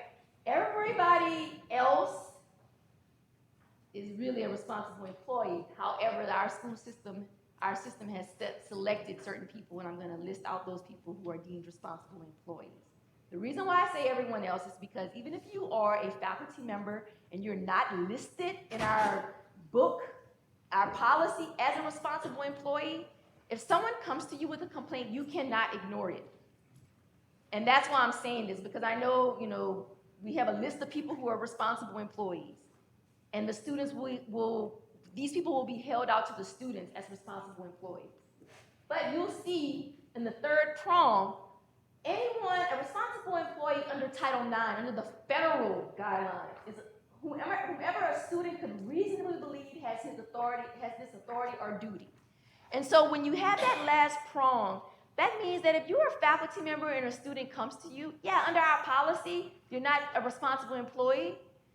But under this prong, under the federal guidelines, and you've never reported to anyone that a student has confided in you or spoken to you about a possible violation of the Title IX, that still can be an issue for us as a law center. Not only that, it can be an issue for you, period, because it is all of our duties to ensure that the campus is a safe place for all students to come and attend. Teachers, faculty, and so that's all of our responsibilities. So I want to make sure I am stressing this enough that yes, we do have a list of responsible employees who are listed in our policy, but everyone has a duty to report. And we've made it easy. All you gotta do is just send me an email or call me up, and it falls into my lap, and I'm gonna be the person responsible from here on out. But I don't want people to ignore and think they don't have a duty because they're not listed as a responsible employee in our handbook. All right? And so under Title IX, you also have, the person who has authority to take action to redress it, and those who have been given the duty of, reporting incidents of sexual violence or other misconduct. And again, we have a long list of who are responsible employees. Most of them are administrators because, you are held out to be someone. Everyone has received an email from me, so you're a responsible employee. I've even sent an introductory email to those who are new in their roles, who may not have been labeled as responsible employees beforehand, but now you are, right? And this is gonna be the list that the students receive. So they are going to be made aware that you're a responsible employee, all right? Now, what is your duty as a responsible employee? The first one is just report. Okay, I want to say that again, report it. One of the ones I'm bolding is because I think this is next on the list. You're going to have students that may come to you and they may begin the process of saying something. It is best practice to say, I understand. I want to stop you really quick because I want you to be sure that you know that I am not a confidential person. Like in this, if I'm a reporter, I have to report if you continue. And therefore, you're giving the student the option to decide whether they are ready to report an incident to you or whether they'd like to seek some additional confidential support before they do a full report. Now, once you've done that and the student goes forward, please, the key is to listen. Okay, because you want to take down as much information as possible, and you want to guide the student to my office. And you want to let them know, I do need to report this to the Title IX coordinator. All right? And so this is very important. Best practices indicate that you should stop them before they begin their full story. So they have the choice and the option whether they want to continue on with their reporting. Okay? You need to inform the individual of his or her right to file a Title IX complaint. And again, report. I'm making it really easy. You don't need to figure it out. Do they meet all the elements? Is it severe enough? You don't need to do any of those things. I know it's very difficult for the lawyers in the room. Just send it on to the Title IX coordinator. All right? And then you will have to submit a full report to me and note any confidentiality concerns or requests. And that's going to make sense with the next slide. Confidentiality versus privacy. So we have 3 confidential employees, right? You remember them, 3 confidential employees. That means the students can go to them and whatever they tell that person, unless they specifically say, I want you to help me report this, that person does not have to report to me. And the students need that. The students need a place that they can go, that sometimes people are not ready yet. They're not ready to discuss that, but they need someone to listen. So we have those 3 confidential. They don't have to report to me at all, okay? Everybody else is private.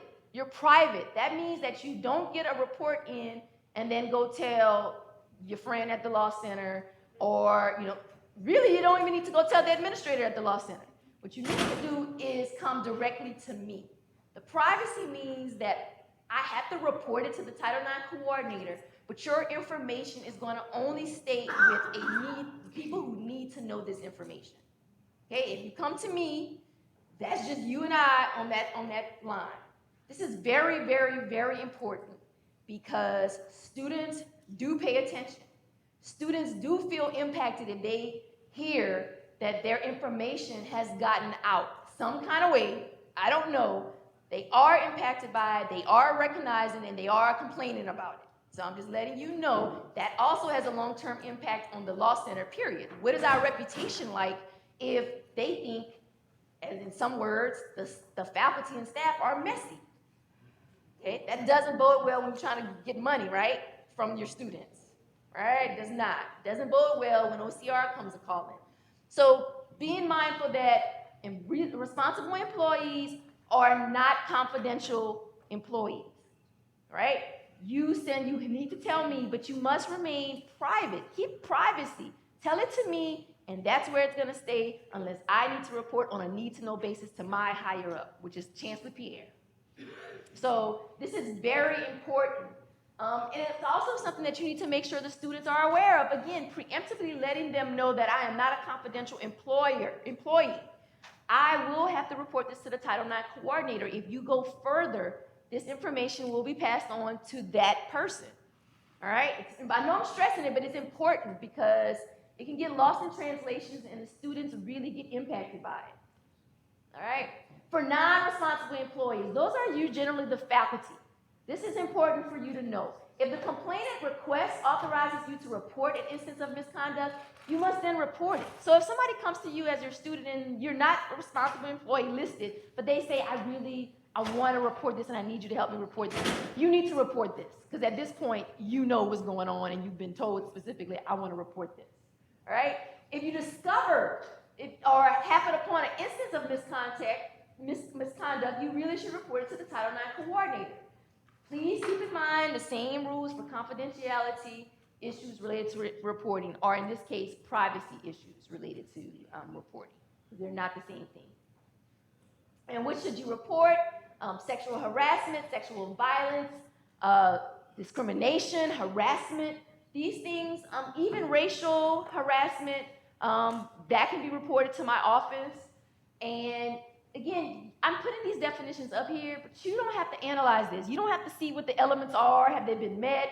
Do I need, you don't have to do any of this stuff. If a student comes to you and reports an impact by some type of conduct by any person on the campus, and that person is a student, you just send it on to me. I put it up here just so you can understand that there are some issues that are covered under Title IX that maybe we didn't think about, right? Gender stereotypes, pregnancy and parenting concerns is covered under Title IX, right? The current issue clearly is transgender students. And while the federal government, under the current administration, has taken out the idea of the bathrooms as a violation, please be aware that the federal courts have not. The federal courts are consistently staying with this and moving even more towards the direction of transgender students are covered under the protections, and they still have that option, right? Because under Title IX, you still have a private right of action. So although OCR may not come a calling, the federal courts can, and they have been doing so. I'm not saying we have to change the bathrooms. I'm just saying we need to be understanding that these issues are on the radar and they are under Title IX. All right. Pregnancy and parenting, I don't know how many people have had any issues with this, but you need to be aware that a school must excuse a student's absence because of pregnancy or childhood for as long as the student's doctor deems the absence is medically necessary. So any type of temporary sickness that we have a policy for, we have to have the exact same policy for a pregnant or parenting student. And the parenting window is generally after you've given a childbirth. You have a student that has a 7-year-old and they're talking about they need time off because childcare is not, those issues are not covered under Title IX. But pregnancy and parenting. Does anybody have any questions about this? Yes. Are we required to have a lactating room for a mother who returns from a pregnancy who's breastfeeding? Well, my answer would be yes. We probably are. Maybe not be required, but I will say that we need to be moving in that direction. Okay. Because it needs to be reasonable, right? It needs to be. That's the other thing. It has to be reasonable and responsive to the student's temporary status, right? As a lactating, right? So there would have to be an analysis about about what's reasonable. I will say that I do think as a law center in the 21st century, especially with our diverse student populations, because we stress that, we're bringing all these people in from different backgrounds, and that we may want to discuss what that looks like moving forward, okay? But there needs to be an analysis about whether it's reasonable and responsive to that temporary situation of a lactating mother, right? Yes. Everybody understanding that? Yeah. Some key things to make sure that you are not discriminating on gender roles or stereotypes. Some of that can include, complaints of gender-specific ideas of what male and females are supposed to do or look like or dress like. So please be aware that students are paying attention to this. They really are. In fact, part of, this goes back to career services, but because of both roles, part of the feedback that I'm getting from students is they want more culturally responsive programming. They want to talk about what does that look like being part of the LGBTQ community, and I'm going for a job interview. What does that look like when, you know, I have natural hair and I'm going for a job interview? So the students are requiring and asking, and they're doing so in my feedback loops. They want more culturally responsive teaching. They want more culturally responsive programming. And part of that is including the changing times, where we have students who are coming from a diverse group of populations. The key here is mindfulness and responsiveness to all of our students. Again, that does not mean that students come in, they make a request, and that's it. But it does mean that you are evaluating maybe the way you're directing your courses, the way you are speaking in your courses, the way you are handling student complaints, because students pay attention to that. Is that person spending more time with the male students than the female students? Is that teacher, please believe they are paying attention. I have come across a couple of minor complaints. The way they respond to white students over black students, the way they respond to older students over younger students, like all of these, the students are paying attention, all right? Now making a report, I've made it really easy. You can either email me directly, or I have a complaint form online. Like the students themselves, I'm gonna talk to them too in their training. Under Student Life, Title IX, they can actually make a complaint online, and it goes directly to a Title IX email that I check every day, so I can get the complaints directly without anything. So if you don't even wanna send me an email or come in, you just wanna send the complaint, there's a complaint form directly online. Please note that you need to be, give me enough material that I can work with, all right? Now, yes? Okay, so you talked about complaints by students. Mhm. What about if it's a complaint involving a student? For example, an adjunct professor who's complaining about a student that's making her feel. Absolutely, thank you. That is absolutely covered under me, all right? This, and I'm glad you're bringing that up so that I can step back from the student. Faculty on student, faculty on faculty, staff, administrator, anybody on this campus that is covered under Title IX protections, which is everybody, that comes to me. So if you are a professor, adjunct professor, or a regular professor, and you have a student that is making you feel uncomfortable, or you may want to raise a complaint, you bring that to me. And the reason why, well, there are different levels to meet the needs of the community, right? We have a formal complaint system, which is what you're gonna hear about, the process and the procedure, and it's written out and it's a formal complaint. But there are also informal complaints.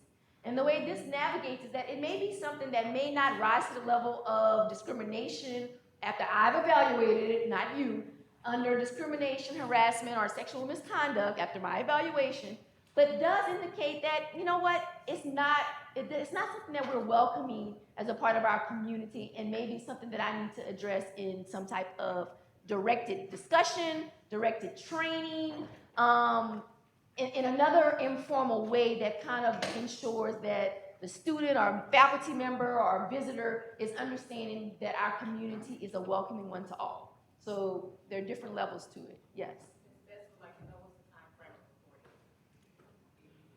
So the policy says within 120 days for a written formal complaint.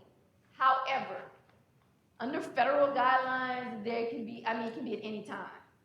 So while our policy states within 120 days, because particularly if it's one of sexual violence, then we need to be able to, try to get as much evidence as possible preserved.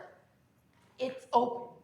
Those federal laws you cannot just tell somebody they can't make a complaint. And in fact, I know a few years ago, I know this because I was in California, the big thing was the hashtag #MeToo thing. So it was people who had graduated and were coming back making complaints from 10 years ago about professors they had, and the law center not the law center, but the school didn't do anything about it. So it was getting dicey for a minute about how we were navigating all that. That is still not gone. It's just a little quieter. So you don't have a time frame, even though our policy says 120 days for formal. It's because we want to try to get as much evidence immediately that we can to make sure the integrity of the investigation is there. Yes. Is there a description anywhere, or can you share with us of like, do people get a explanation of what the process is like and what the likely outcomes are?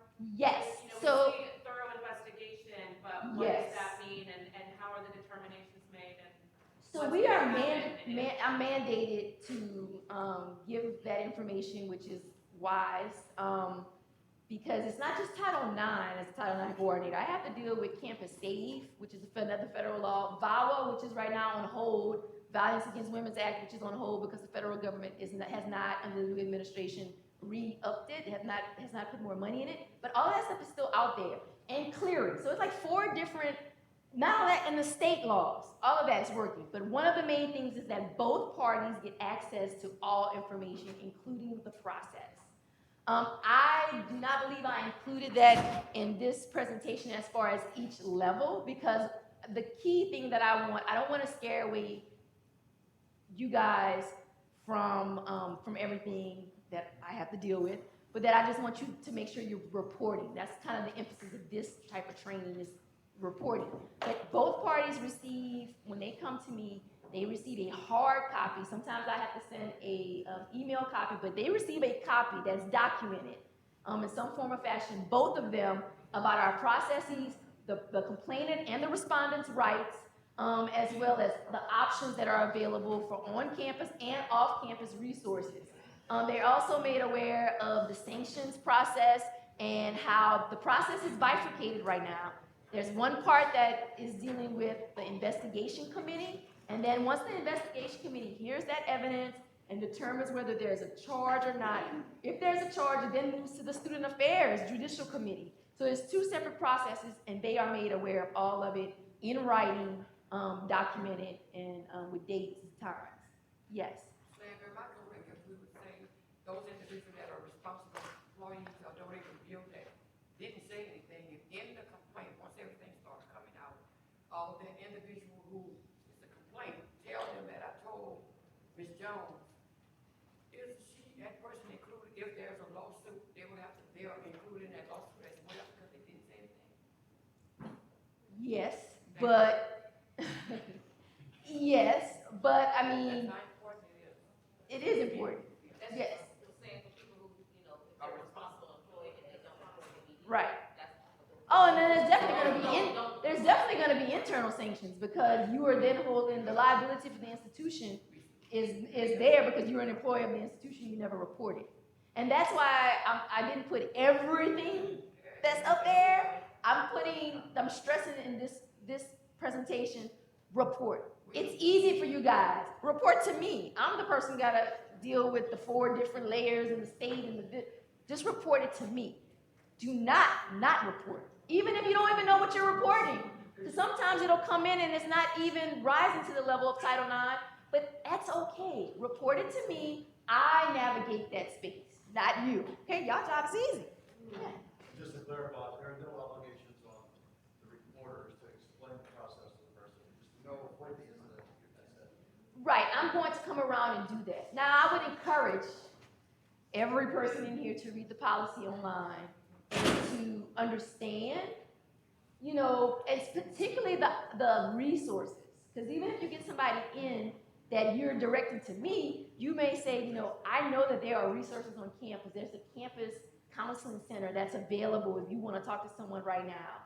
I've met with a couple people at LSU and working on they have a lighthouse program and trying to see how we can implement that here, as well as work with them, because our campus is really small. We do have students who do not feel comfortable meeting with people on our campus. And so I've reached out to LSU. They have said their student health, that they will not turn anybody away who wants to use the counseling type resources, particularly for students who have experienced sexual violence, which is a whole nother layer and level.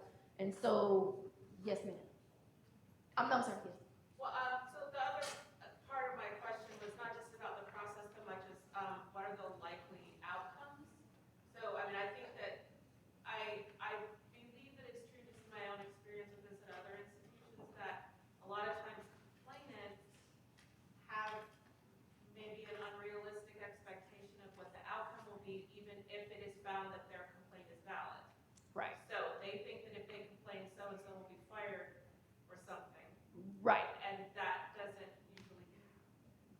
No, that does not usually happen.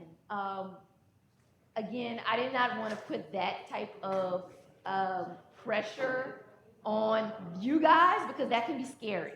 Okay, I can tell you now from my standpoint as a Title IX coordinator, the conversations that I have to have are vast and broad. And I did not want to put that on you guys to say to make those types of, to have those types of discussions because it is difficult to talk to someone who's coming in with a complaint and really having them recognize the way the process works and what the likelihood is in the range. So that's, I can email it to you and anyone else who wants to know. We do have the policy online, but that's the only reason why I didn't put it in here is because I don't want to, I want to make sure I'm stressing the reporting factor because underreporting is a big issue and it's a big issue for the federal government, right? And so if I don't know about it, it's nothing I can do. But those are issues, the expectations of both the complainant and the respondent about what the outcomes are and how it's supposed to navigate. Just some practical tips, making sure you inform yourself. Please read the policy online. Please report directly to me. I have tried, and I believe it is working because I've had people come in, to make the office really responsive to students, all students' needs, and really making it try to be responsive to you guys as well as faculty and employees. And again, I want to reiterate, Professor Stevenson is absolutely correct. It's not just students, faculty, employees. Before I leave, I see I'm about to get escorted off, like the get on off. I have one thing, other important thing to say. Our policy covers consensual relationships. Important to note that if you have a power dynamic within your consensual relationship, there's likely going to be an ethical issue, and you may not want to proceed with that. It is discouraged under our policy. What I mean by that is we're all adults and we're dealing with adults. The students are adults. So relationships can be consensual, but if you are a faculty member that is teaching a particular student and you're in a relationship that is an ethical issue, not only that, our policy states that you need to inform.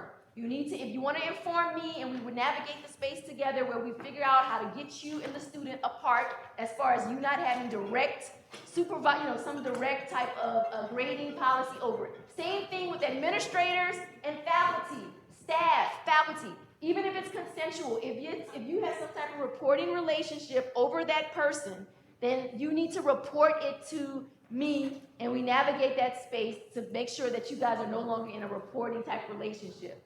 Reporting, even if it's consensual, generally discouraged, folks, by our policy.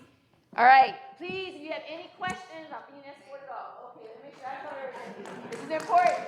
Okay.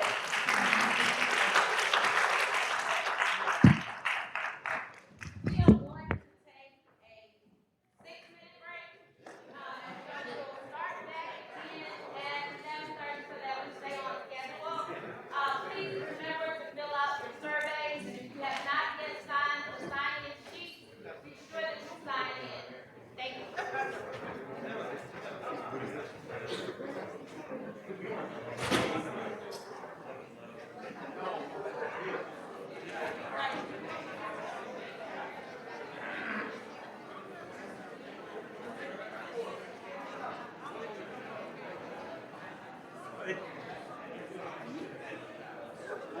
Yeah, no, that's a whole other issue.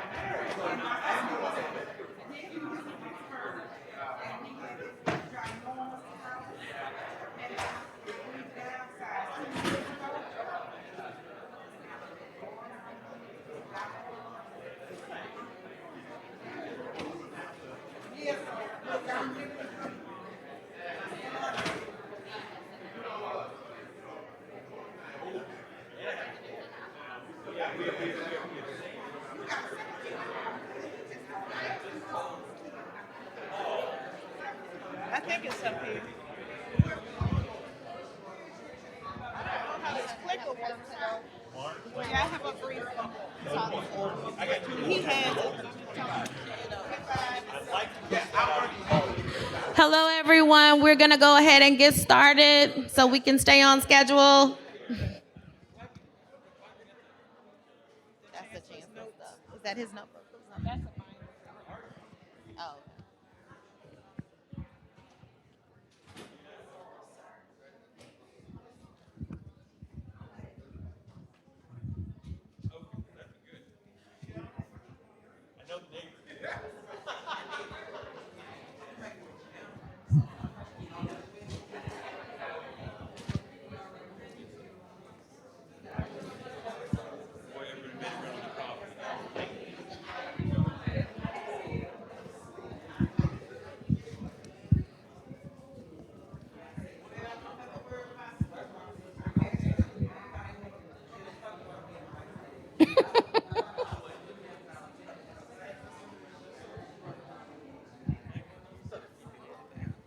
Okay, everyone, we're going to go ahead and get started again.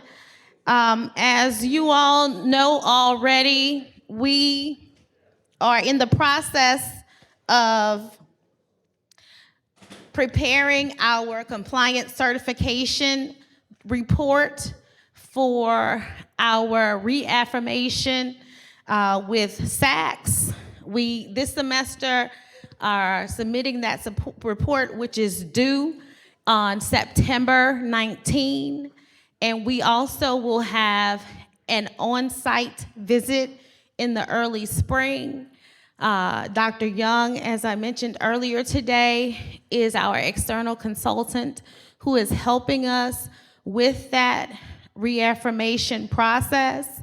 And as those of you who have been here all summer know, we have been hard at work on that compliance certification document. However, we still have a lot of work to do. As the Chancellor mentioned this morning, we will be calling on all of us to complete this task and get our documents submitted by our September 19 deadline. And so today, to give us a little bit of more detailed information about reaffirmation, we have Dr. Young, who is going to do a presentation for us. Thank you. Thank you, VC Ramsey. Well, I have the most critical time for my presentation because I am standing between you and lunch. So that puts a lot of pressure on me to get done timely.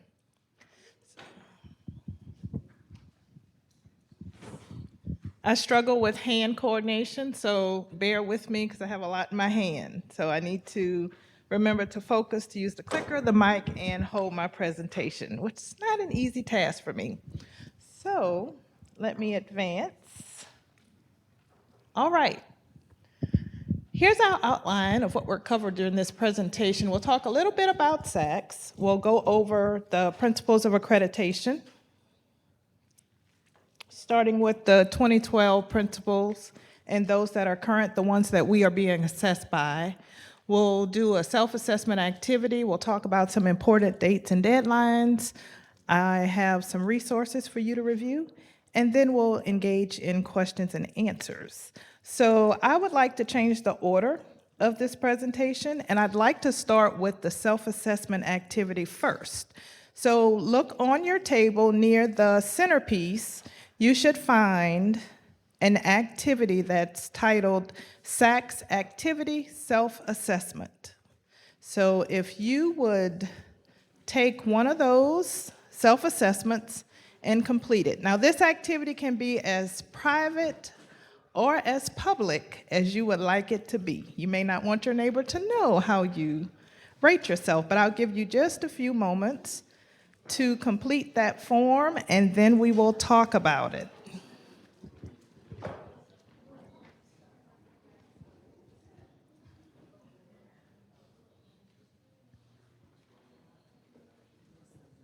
You need one more?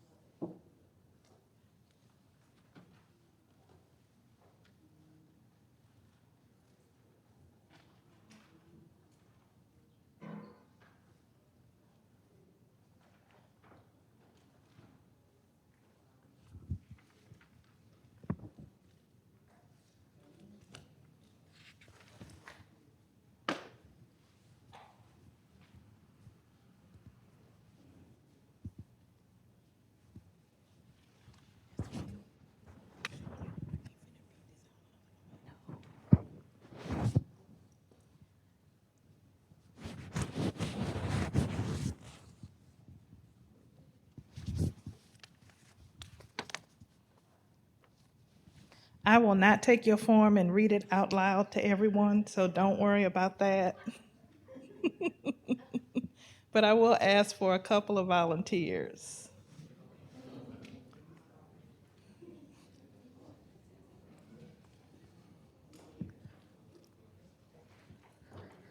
Okay, who needs more time? We good? All right. So this morning we talked about 3 R's as the purpose for our retreat, a purpose for our retreat. Who can recite those 3 R's? Okay, you in the back, please, blue dress.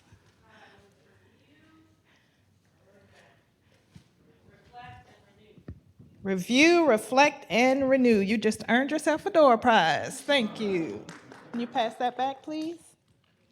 So this morning, Chancellor Pierre and everyone who presented kind of gave us a good review of the state of the Law Center. The self-assessment that I just gave you is a point of reflection for you just to think about how you assess yourself based on your current roles and responsibilities.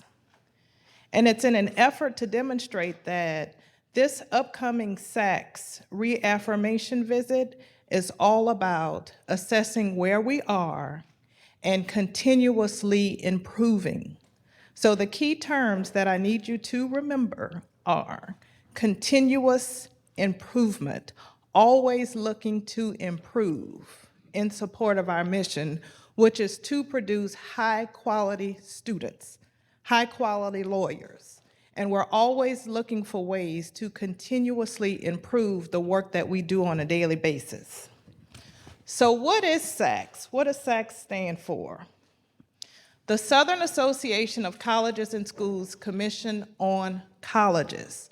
Recently, SACS coined this tagline: students are central to success. The first part of it, SACS. Students are central to success. The focus of SACS is making sure, a focus of SACS is to make sure that students receive the quality education that they're paying for. And that's why we go through this reaffirmation process. Now, let me just state that reaffirmation is a voluntary process. We choose to do it. And you may ask yourself, why would anyone choose to go through this torture, right, VC Ramsey? Well, it's a voluntary process. However, one of the key things that's tied to reaffirmation is that in order for an institution to receive federal funding, it must be accredited. So it's 6 one way, half a dozen the other, right? So let's talk about it. What is SACS? It's the regional body for the accreditation of degree granting higher ed institutions in the southern states. And it serves as the common denominator of shared values and practices among a diverse group of institutions, primarily in the southern region, Latin America, and other international sites, for the awarding of various degrees, associate's degrees, baccalaureate degrees, advanced degrees, and specialty degrees like law degrees.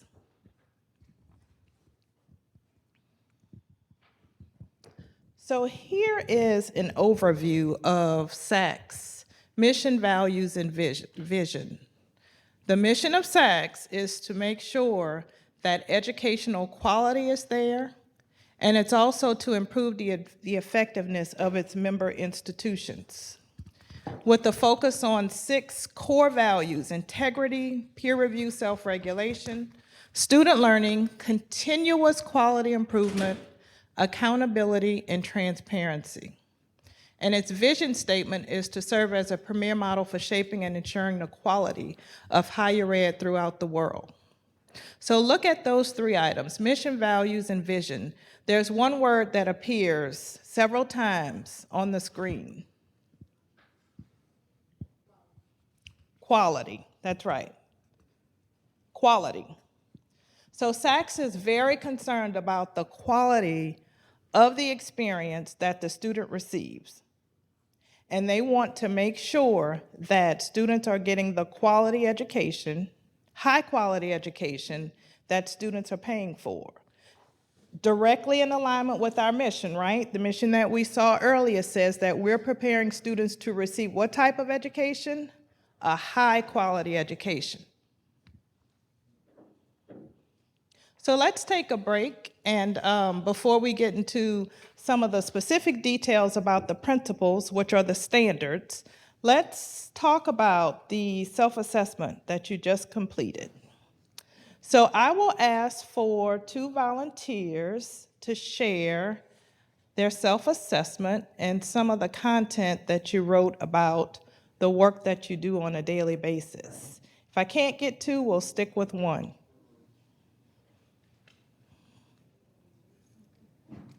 Okay, we have 2. So I'll ask you to share, and then I'll ask Miss Stacy.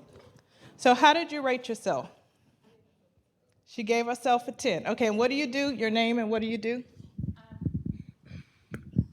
I'm Aurea Moore, the Creative Service Coordinator, and I create and design content for the website, publications, invitations, flyers, and our exhibit display.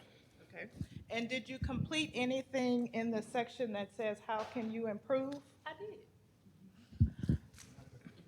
I know, because I gave myself a 10. You were like, what could you improve on? However, I write my own to-do list, which I rarely complete, even though I get everything you guys done asked. There's other stuff that I would like to do, so I would like to actually complete my to-do list. Okay. And one last question. How do you know that you're a 10? According to my duties and responsibilities, I exceed them, so I feel like they give me a 10. So you gave yourself a 10, or according to your duties and responsibilities, you evaluated yourself, and based on that, you gave yourself a 10. Right. Okay. All right, let's give her a hand. Let's hear from Miss Stacy, and then we'll discuss it in a little bit more detail.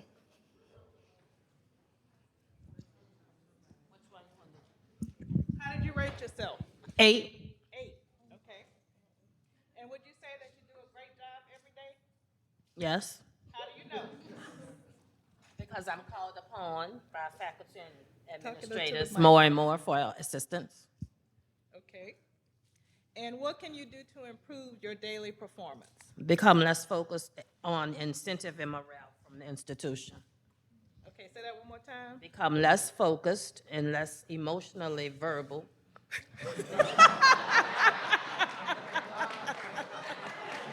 give Miss Stacy a hand.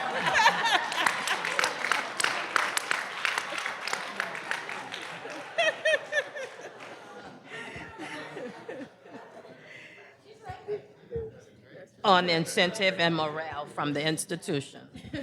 Remove myself emotionally. Remove yourself emotionally. Thank you very much for being honest and transparent. Let's give them a hand. That was great. So what is the point of this exercise? Okay. The reason that we did it is because, again, we're focused on continuous improvement. And all of us, even though we're doing a great job, all of us have room to improve. And let me just state this. I've been at the Law Center for 2 months now, and I have had a wonderful time meeting great people, working with great people, and I think overall you're doing a phenomenal job. I was at the main campus for the last 20 years in a number of capacities: unclassified staff, faculty, interim dean, interim vice provost, no, interim, a lot of interims, interim vice chancellor for student affairs, interim executive vice president for academic affairs and provost, and retired as the senior associate vice chancellor for academic affairs. So I've been around the block, and I've seen a lot. And that just lets you know that I will speak highly about the Law Center. I value Chancellor Pierre and his leadership, and the place is just immaculate, which ties directly into assessing ourselves. So SACS is concerned about the Law Center assessing itself. And every single area of the Law Center, every single area of the Law Center has to assess itself, from who we may think is the lowest all the way up to the top, through the chancellor, on through the governing board. So every area has to assess itself because we have to focus on continuous improvement. So the reason why I ask you, how do you know if you're doing a good job, right? So if we ask ourselves that from a personal perspective, I'll be subjective and I'll say, oh yeah, I'm doing a phenomenal job, an excellent job, outstanding job. Doing a job of 2 and 3 people, you don't pay me enough for the work that I do and I need a raise, right? But what do our constituents say about the work that we do on a daily basis? What do our students say about the work that we do? What do they think about it? What do your peers say about the work that you do? What does your supervisor say about the work that you do on a daily basis? So that speaks to every single area has to assess itself. And when you collect the data, when we collect the data, we can't just let the data sit. We have to do something with it. So wherever those areas of concern are, we have to make improvements because we are focused on continuous improvement to make sure that we provide a high quality education for our students and direct support for our mission. And that includes, let's say, for example, facilities. We have to inquire of our constituents, our students, faculty, staff, administrators, how do you think buildings and grounds or facilities is doing as it relates to building maintenance? It's all a part of assessment. So when you get requests to complete various assessments during the semester and at the end of it, your AUPs, these are all for a reason. It's not just to keep you busy doing busy work. We have to have documentation that we are supporting our mission. Okay? And something happened, Cloris.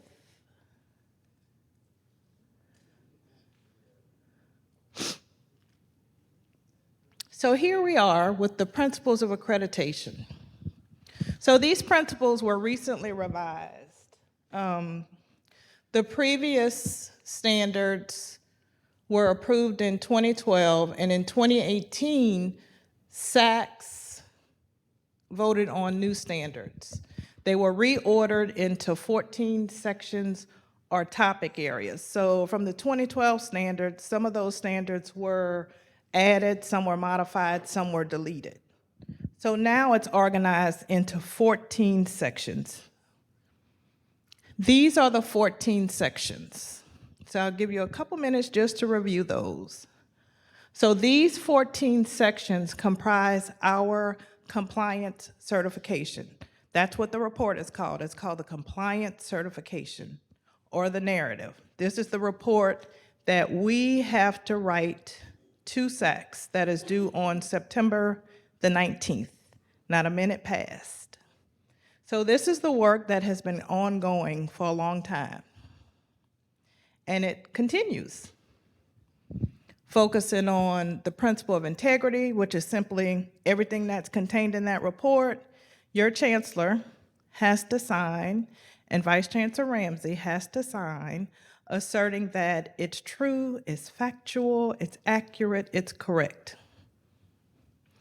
Focused on the mission, and I can tell you that in every single standard, all of these standards are aligned with the mission of an institution.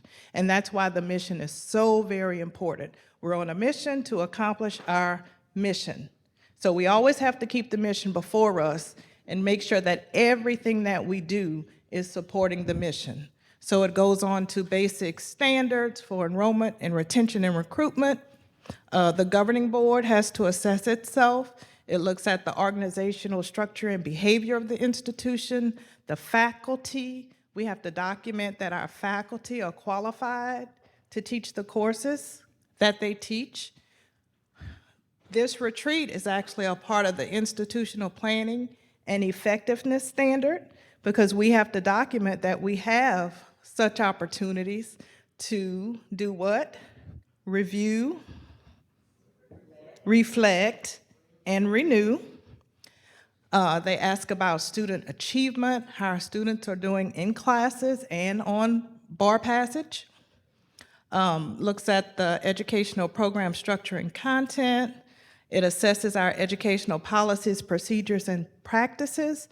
An important note is that SACS will not tell us how to manage the law center, but they do require that whatever policies and procedures that we have in place, we have to follow. So we have to follow our own established policies and procedures. We have to write about it in the compliance certification, and we have to provide evidence that we actually follow our policies and procedures. There's a section on the library, student support, academic and student support services, financial and fiscal resources, and the last one being transparency and institutional representation. So this year, in 2018, 2 new standards were added from the 2012 standards. The first one being the governing board. The governing board has to assess itself and has to have documentation as such that they are assessing themselves and making improvements based on the data. And the other is on student debt. So SACS, the federal government, believes that student debt is everybody's responsibility, and everybody should have a role in making sure that students are aware of financial debt. And we're asked to document how we inform our students about financial literacy. Couple of important dates and deadlines. Now, this slide is extremely important. We're working against the clock, and as you know, the clock does not stop. So as time continues, there will be moments when we will be in constant motion and working towards these deadlines. So the draft of all sections was due on Friday, July 12th. Now it's been pushed back to Wednesday, August the 7th, because we did not get all sections, but everybody's working, just not moving at a pace that we would hope, but everyone's working. So now the draft of all sections is actually due today. So let me just make a couple comments about this draft. The narrative consists of how many sections? 14 sections. So it's a very, very comprehensive and thorough document that has to be reviewed at a number of different levels. So it's going through a multi-level review process. These deadlines are established because once the information is placed in Zytrax and Vice Chancellor Ramsey reviews it, I review it, and then we also have a third set of eyes who's serving as a real external consultant to review it. That's just the importance of this compliance certification and this upcoming SACS visit. So the deadlines are critically important because we have to get to a point where we can review the document in its entirety. It's okay to review section by section, but we really need a general and overall snapshot of the complete document, because we need to make sure that if you say you have 45 faculty in section 6, we need to make sure that in section 11, you still have 45 faculty. And it's kind of difficult to do when you're reviewing section by section. So we need a complete document. The next deadline, the SACS final draft, we set it for July 31st. That's been pushed to sometimes next week. So hopefully we can get that complete picture of the law center's status towards compliance. The final document is due to SACS on Thursday, September the 19th. This is we cannot ask for an extension. That document has to be at SACS on September the 19th. I can tell you, I've been in situations where somebody was flying to Atlanta with the SACS report in hand because we weren't going to meet the deadline, and there are no exceptions. We must meet this deadline. September the 19th. On Monday and Tuesday, November the 25th and the 26th, Dr. Pat Dunot, who is our SACS Vice President, will be visiting the Law Center. So she will be on campus those 2 days. I'm more than sure that the chancellor will ask you to be around during that time. Know that it is the week of Thanksgiving. I'll just put that out there. It's the week of Thanksgiving, but she's visiting. So one other important note is that you should know, regardless of your role, your responsibility, your position, your status in the law center, everybody is important as it relates to SACS. Because when Dr. Dunot comes and when we have the on-site visit on Monday and Tuesday, March 23rd and 24th of 2020, they may ask any of you questions. And it's not to scare you, but it's just to make you aware so that you can prepare accordingly. So it's so good that you're in this session today and you're hearing about it, you're learning. If you'd like to review the compliance certification, no problem, just to be aware of it. All you have to do is ask. But just make sure that you know these dates and that you're prepared. Yes, sir. Is it just her or her? Just her during that time. And it's a courtesy that SACS does. She'll come, she will already have our compliance certification because she'll get that on September the 19th. So she will be aware of what's in it. When she comes in November, it's really a courtesy visit just to talk with us about some concerns she may have before the real team comes in March of 2020. So the first thing is to submit the compliance certification in September. That is known as the off-site visit. So off-site means that when the committee looks at our compliance certification, the only thing that they will have is a report. They will not have anybody sitting with them to respond to questions. That's why it's so important that we articulate clearly the great work that we're doing and we support it with the evidence. Then we'll have what's called the on-site visit in March of 2020. And I'm not sure how many members of the team, maybe 6 to 7, give or take, they'll be at the law center for several days visiting with us and going through documents, going through the compliance certification, talking with various folk, faculty, staff, administrators, students, alums, anybody who they can find, they will talk with. And then the board will vote, will review our compliance certification and make a determination as to whether or not we've been reaffirmed. That will happen in either June of 2020, just depending on how the review goes in March, but no later than December of 2020. And we're hoping for an exceptional visit, and that will be fully reaffirmed for another 10 years. So we're skipping that part. Here are some resources. The first is SAC's website. The second one is the Principles of Accreditation. This is simply a booklet listing the 14 standards and the elements underneath those. The third item is actually the resource manual. I call this the Bible, the SACS Bible. There's nothing, just the SACS Bible, that's it.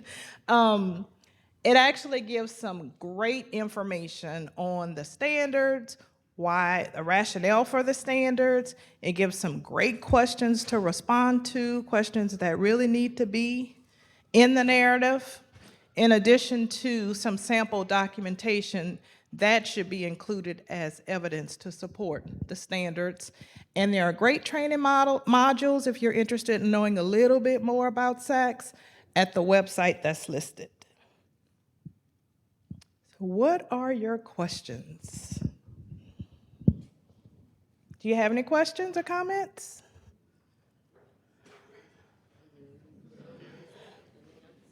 Okay, thank you. Oh, I have one more door prize. Hold on. I have a question.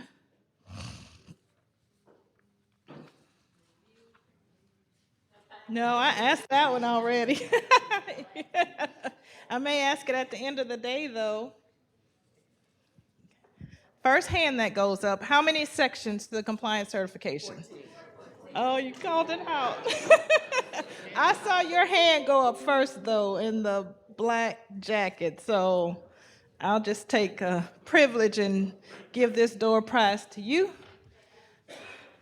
Can you pass that back, please?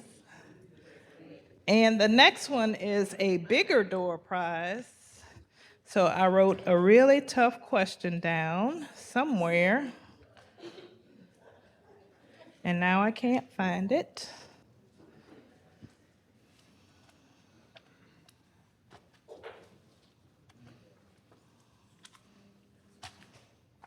Okay, when is the Saks visit?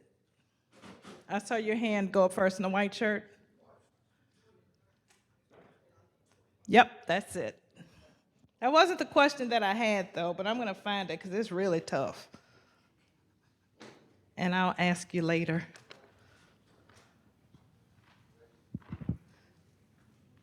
Is lunch ready? So at this time, we're set to break for lunch. Let's see if lunch is available.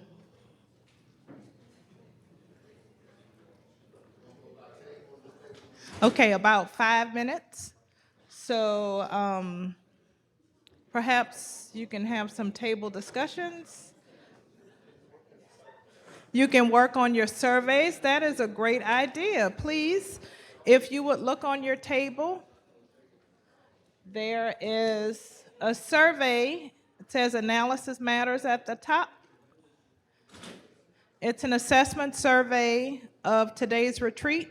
So you can start working on that and complete all the way through my presentation.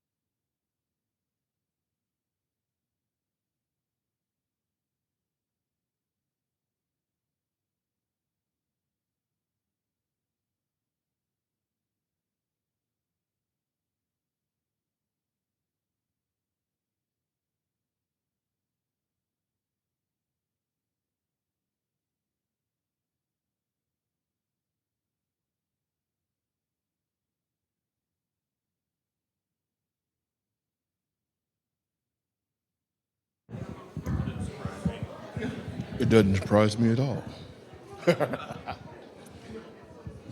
Hey fam, we're about to get started. Try to beat the itis from sitting in. So if you all don't mind, we're gonna call our meeting back, our retreat back to order.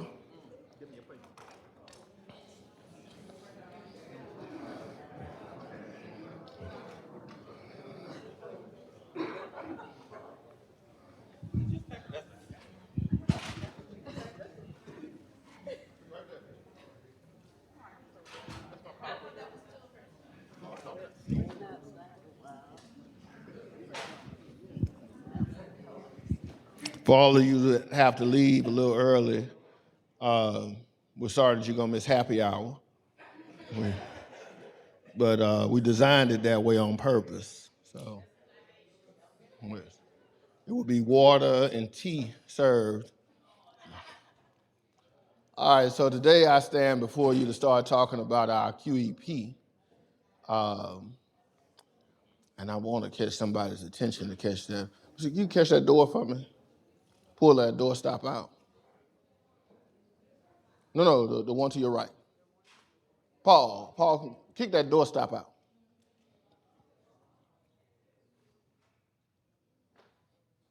All right, so Dr. Young talked to us earlier about our QEP. I got a quick couple of questions. How many people have been here since 2011? Got here 2011 or later, 2011 or later. How many people been here since 05? All right. How many people been here since before 05? Okay, all right. So there's a unique perspective. Some of you have, from the time you started, will recall never having to hear about an AUP or anything else. And there was a reason for that.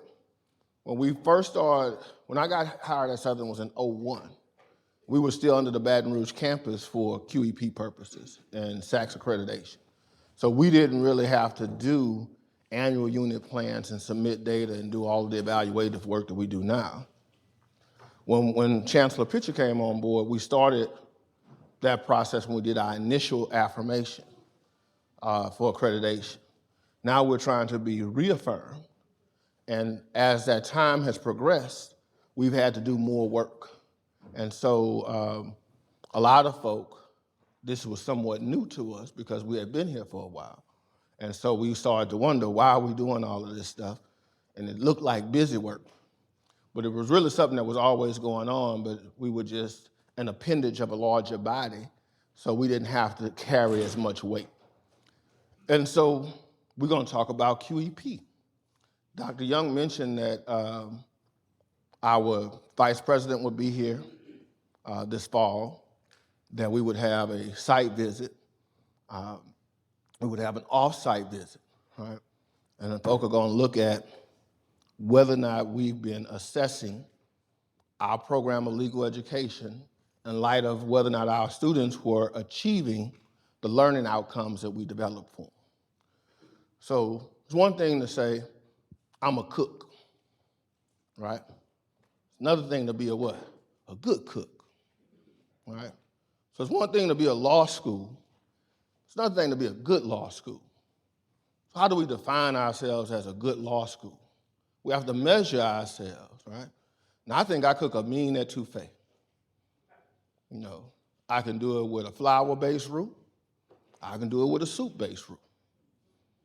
All right? It's the reason that I never, but and those of you who recall our tailgate days, I can burn on the grill as well, right? I've assessed my cooking ability. We've measured my cooking ability. And we can, Stacey, you done had my ribs. You know what I can do, right? And we ought to be able to evaluate that. Well, what's the heart of our evaluation? That's our QEP report, right? That evidences the work that we've done. And it's important that you know about it because when the site visitors come, they're gonna ask us, what's your QEP? What's your intervention? What have y'all done? And if we can't speak to it, then it don't sound like we did anything. It sounds like some folk did something. So one of the purposes today is to talk about what is a QEP. That's a definition from SACS up there. right?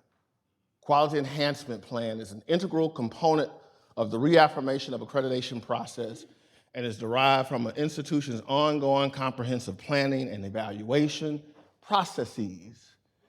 It reflects and affirms a commitment to enhance overall institutional quality and effectiveness by focusing on an issue the institution considers important to improving student learning outcomes. Right? So at the end of the day, we in this because we want our students to have success. So we develop student learning outcomes. We develop measures of student success. What SACS requires every 5 years is that we develop an intervention, some course of action to improve student learning outcomes. And we have to evaluate whether or not that was successful. So at the end of the day, the quality enhancement plan is about what intervention that you put in place to improve student learning outcomes.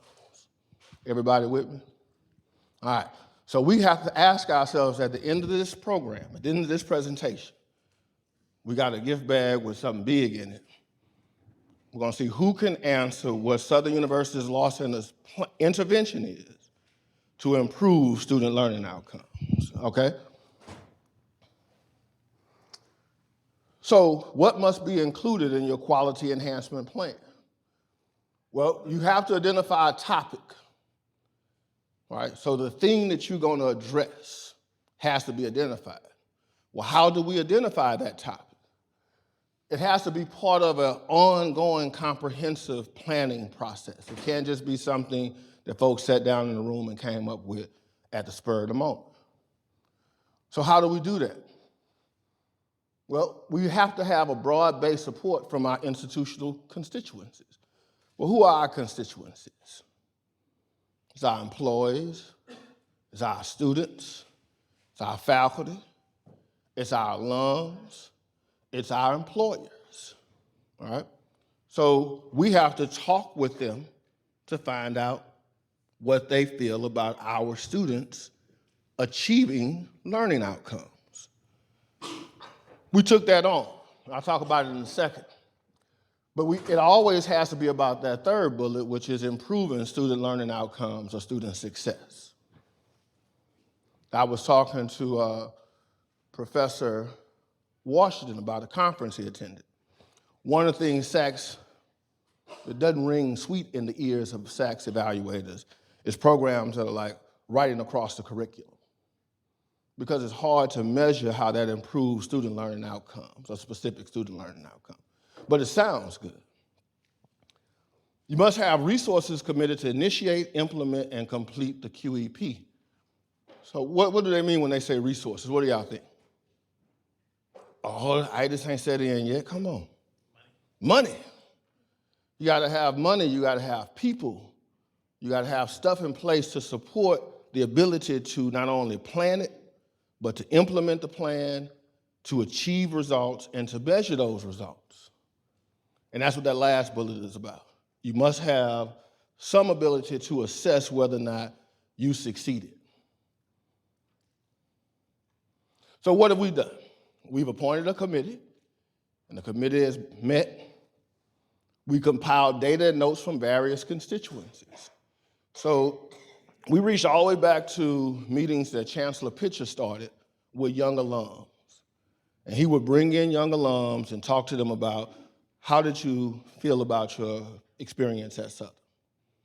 Tell us what the ups were, the downs. Tell us who worked for you, who didn't. What professors were good, who need to be exposed to some additional professional development. You know, what was wrong with the building?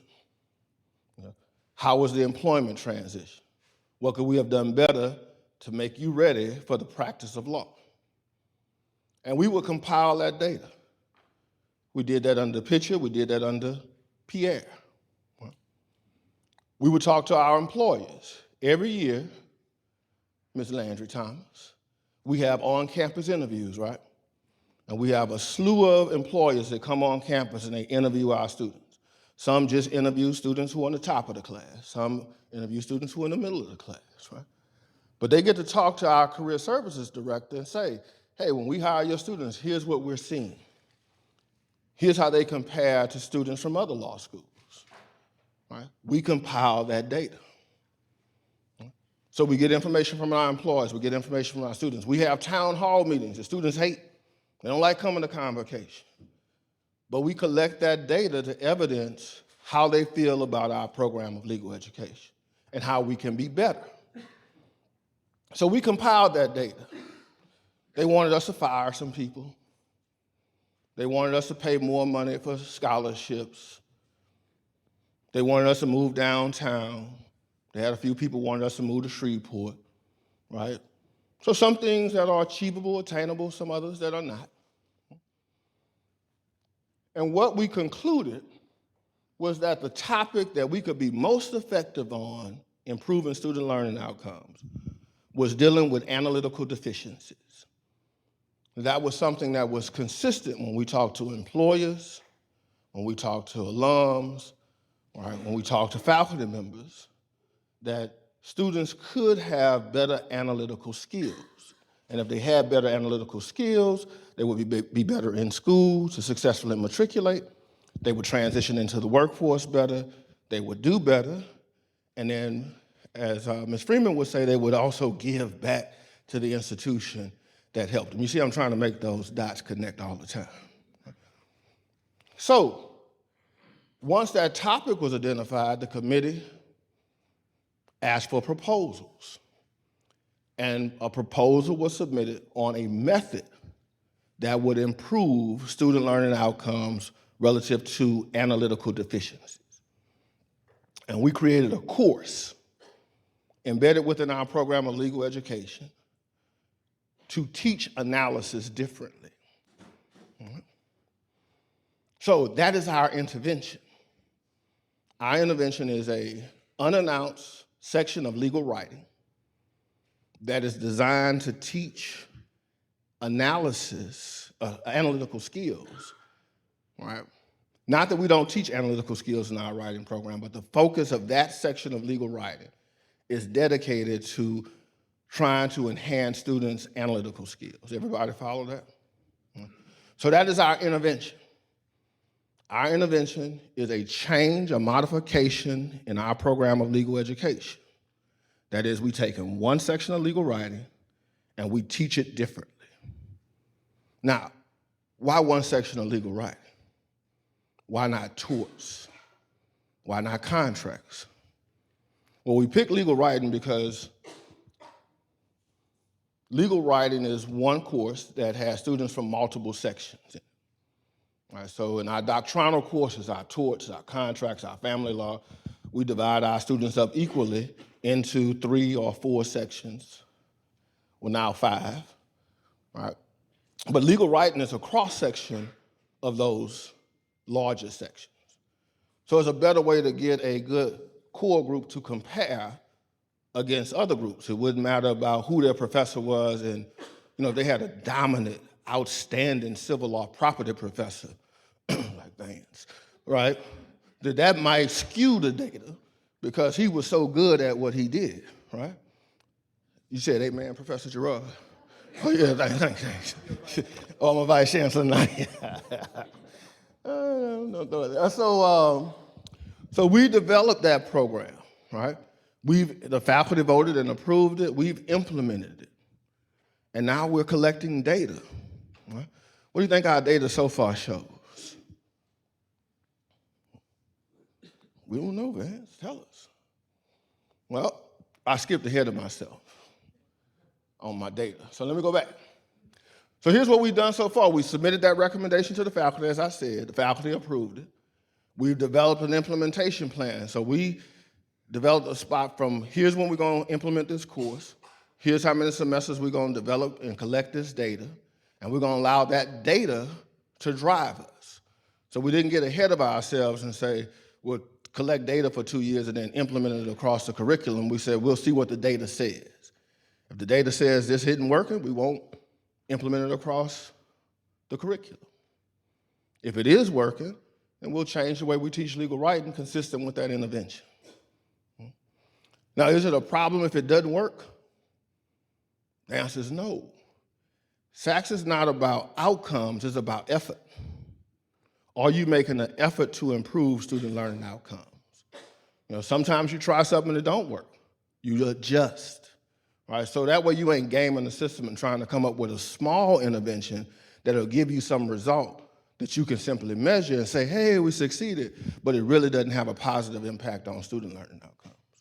So the focus is to improve student learning outcomes. So we launched a pilot, and it's important that you call our intervention a pilot when SACS comes, because SACS has to approve your intervention. And since they ain't got here yet, they hadn't approved it. So we have a pilot program, and that intervention is to teach a legal writing section differently to improve the students' analytical skills, because we believe that in improving their analytical skills, we improve their learning what? Outcomes. Amen. All right, good job, good job, good job. I might be cooking with something, all right. So we have to write a report. You heard Dr. Young talk about our compliance certification that's due September 19th. All right, so that document is in draft form. Section 7.3 of that report is our QEP write-up, right, where we have to explain, I'm sorry, 7.2. Regina been correcting me since we was in law school together. Shit. So 7.2 is our QEP write-up. And we are currently in the process of drafting that. We have, from the student to the tutor, we've kind of talked about the creation of it, the formation of the committee, everything up until this point where we are now with data collection. Right? So our next steps in QEP will be governed by what the data says. The data indicates that we should move forward. We'll present that to the faculty and get a vote to move forward. If it says something else, we will act accordingly. So what is this concept that you've seen written on stuff and talked about, this analysis matters, right? Well, once you come up with an intervention, you have to market the intervention. And so the intervention was created and the committee got together and said, well, how can we market the intervention? And it was determined that it was important to keep the identification of the intervention course secret. That we didn't want students to think that we were exposing them to something different, new, and unique. Some people would argue that, why are you testing this out on us and all of this? So we didn't want to announce the section. We thought that valuable in the data collection. So no student knows what the intervention is, other than we're trying some adjustment in our program of legal education to teach analytical skills better. Well, we came up with a slogan that would focus on analysis, and that slogan is, analysis matters, all right? So don't make the mistake of saying our QEP is analysis matters. That's our slogan. That's our marketing campaign, right? The marketing campaign is to keep in front of students the idea that analysis is important, that analysis matters. And so we asked every unit, the first version of our QEP committee had people from every unit of the law center, and every unit had to come up with an idea on how they would market the slogan and concept of our QEP. So the financial aid office might focus students on, hey, it does matter about how much money you borrow. That's an important analytical skill that you have to start engaging in honing. Career Services starts to talk to students about the importance of being strategic in identifying what career path you want. So analysis matters in how you decide who you want to interview, what field of work you want to be in, right? So every component of the law center came up with a way to market. Now the marketing might have simply been tagline based, right?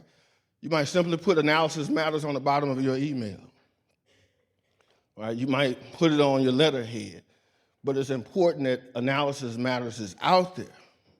Now when people ask you, what is analysis matters, you have to be clear that it is our slogan that markets our quality enhancement plan.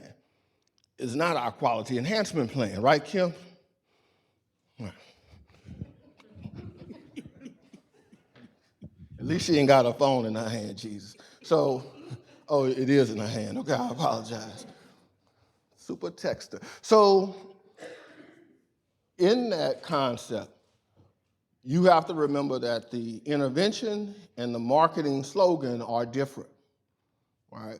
Because when they come on their site visit, they're gonna walk around and they might ask Brother Brown what our QEP intervention is, right? They might ask Mr. Wells what our QEP intervention is. They might ask anybody in the building what your intervention is. You don't want to make the mistake in saying this analysis matters, because that's your slogan, right? And the slogan is important because we want folks to focus on analysis matters. Where am I on time, Paul? Oh, I got 9 minutes. So here's a timeline, right? We went out January 2018 to somewhere, Atlanta, I think it was, for orientation. We're in the process of writing our compliance certification. That is due on the 19th, as Dr. Young told you. Our off-site team will start their peer review of our compliance certification in November. The QEP report that we talked about is due 6 weeks before the site visit, which puts it at February 10th. They come in on March, and as Dr. Young said, we hope that they give a thumbs up approval in June, but at the latest, it'll be by the December date. It is imperative that we pass this. Failure is not an option. You know why failure can't be an option? Because we all be looking for jobs if we fail, right? And the chancellor mentioned something this morning that I want you to take in, because it's true not only on bar passage, it's true on SACS accreditation, just like ABA accreditation. You know, law schools are at an existential point in their existence, right? The inability to show that your students are having a successful matriculation into the practice, if you cannot establish that clearly, they are closing law schools down all across the country. Mm-hmm.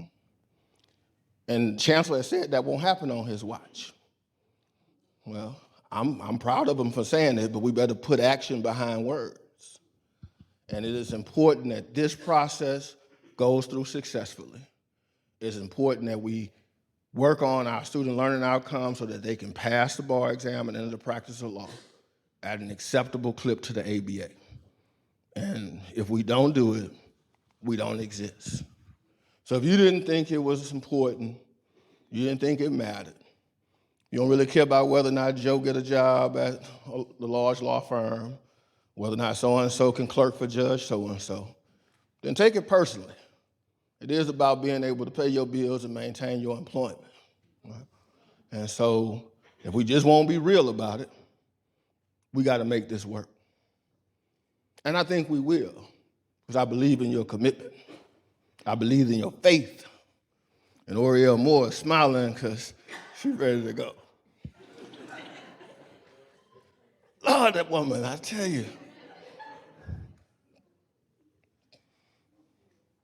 So, ladies and gentlemen, analysis does matter. And I'm going to get ready to take my seat, but I got a question for the gift bag, right? I got a question for the gift bag. I got 7 minutes, though. You don't want me to use my 7? No. Y'all act like y'all bored. When does our compliance certification due? Oh, September 19th. Carrie got that one right. Carrie. She said, don't give it to nobody else. Get a harder question? That's an easy question. Well, you told me I had 2 or 3. All right, so my second question is gonna go to the person. Now don't yell it out. Y'all cheated earlier. Y'all yelled out stuff. I need you to raise your hand and get called on to answer this question. All right? What is Southern University Law Center's QEP intervention? Gail Stevenson. I see. And its focus,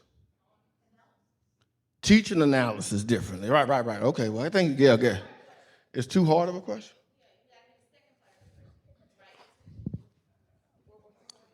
I don't know. See, we ain't in law school no more, man.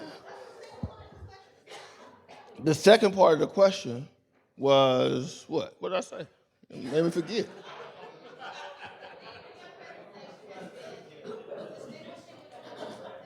Right, so what's the difference between the QEP slogan and the QEP intervention? And Gail has identified the QEP intervention.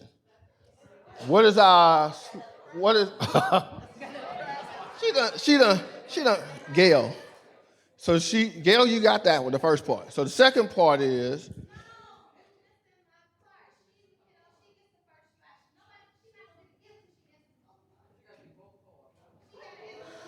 well, shit, at this point, we know what the second part is. Gail, can you tell me what our QEP slogan is? Okay. I tried. She's been vice chancellor longer than me, though, so she trumped me. Well, that's what we're trying to do. All right, ladies and gentlemen, I'm gonna wrap up. I need to know if anybody got any questions or any questions.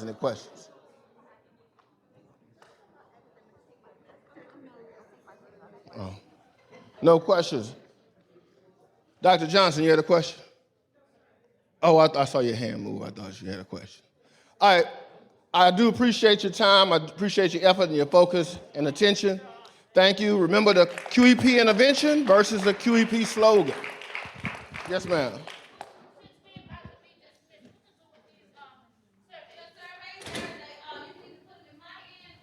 Watch.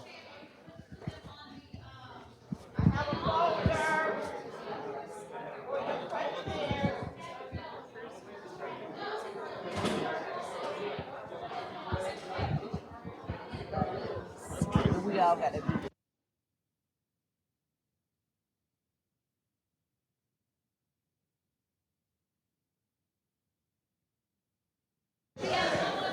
Ladies and gentlemen, we have one final presentation before we break up and send the first group home. So before, as Stacey Almond indicated, before she departs in 30 minutes.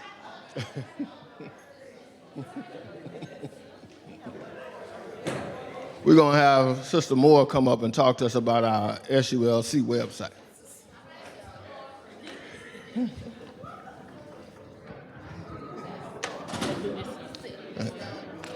I don't know why y'all give me a mic. They should never give me a mic. She got it set up? No, I'll let you sing a song. I ain't singing. Everybody run. I know you will.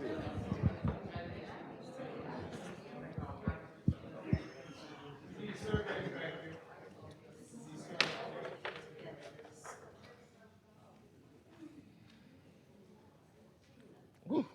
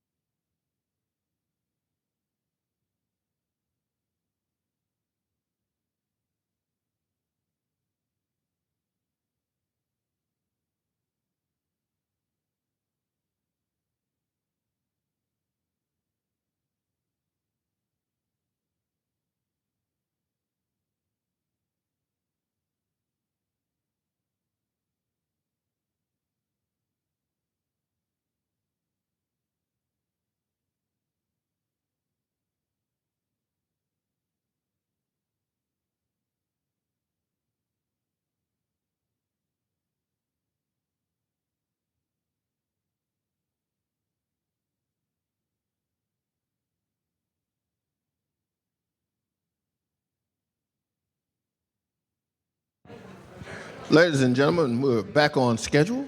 We're going to pass it off to Oriel Moore. Good morning, afternoon. Before I start, I just want to introduce our new employee to the External Affairs Department. If you don't know me, my name is Oriel. I'm the Creative Service Coordinator, and I do your flyers, invitations, and some updates on the website. The website is actually controlled by Ms. Rachel Carrier on the main campus. Our new employee is Kristen White. Wave everybody, Kristen. Kristen writes our press releases and a lot of our other communications, also the communication that goes on social media, as well as the news. And I'm going to be just giving you a brief overview of the website, and I only gave a more in-depth detail of things that I think that you would look for.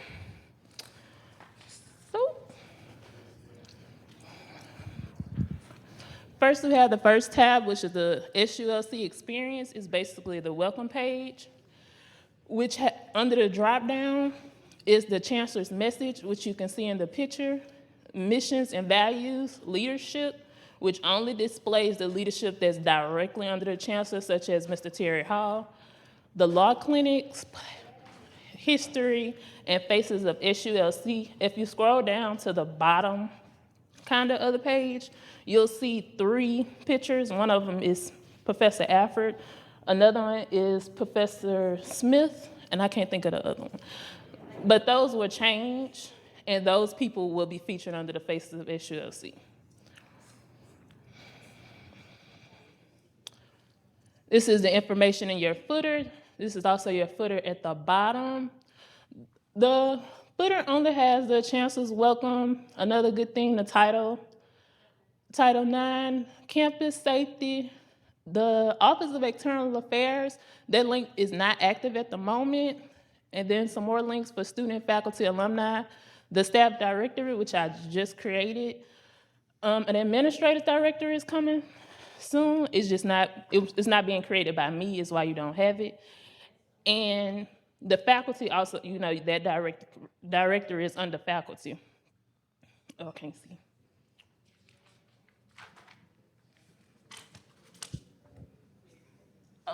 Also have the policies and forms. If you all have any forms that you would like on the website, you can send your existing forms to me by email or Ms. Rhodes, and any updates you would like to that form. Also, who you would like me to send it to.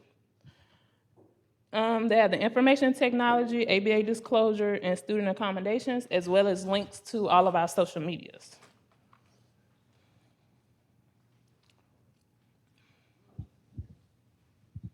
Next is the academics tab, which you can find in degrees, programs, academic calendar.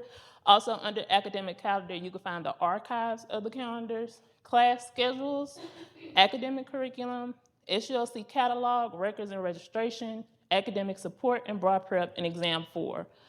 Class schedules and exam 4 will be eliminated once, I actually have the course information, which is a page that Professor Vance requested, which has the book list, class schedules, exam 4, and exam schedules on one page for the students, and that will be found under academics in the dropdown.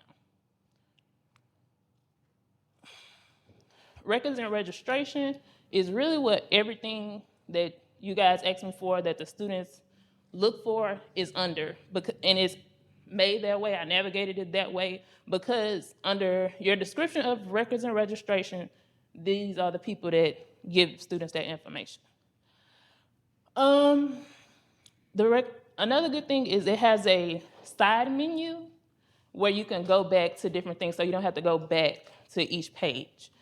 That has the contact us, book list, course catalog, class schedules, exam schedules, registrar's office forms, and transcripts. Also, another thing, we took all of the information from the old site and put it up there. So anything that's out of date that I probably don't know, you have to send me the information to update it.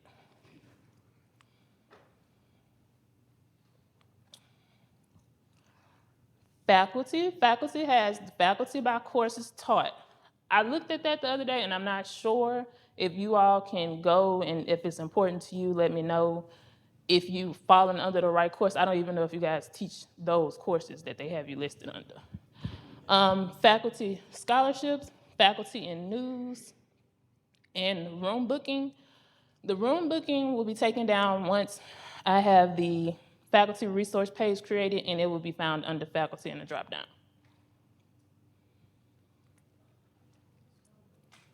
Admissions and aids have, I wish Ms. Love was here. I don't know if she will want any of these things consolidated. I know it's a pretty big drop down.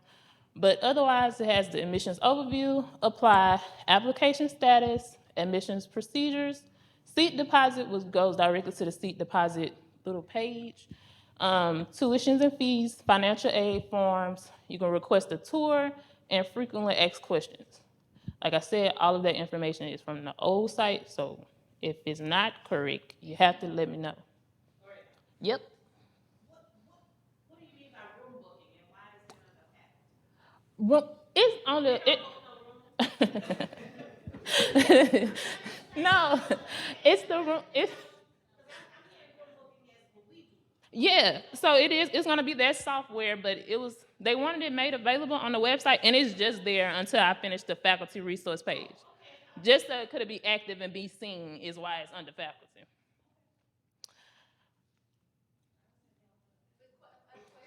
Who got it? Yeah. Oh no! Now the room, you'll be able to do it from the website. That page is active on the website just so the Professor Gray can see it and test it and know it's be able to work from whatever testing you on, and activate it and create her process and what have you.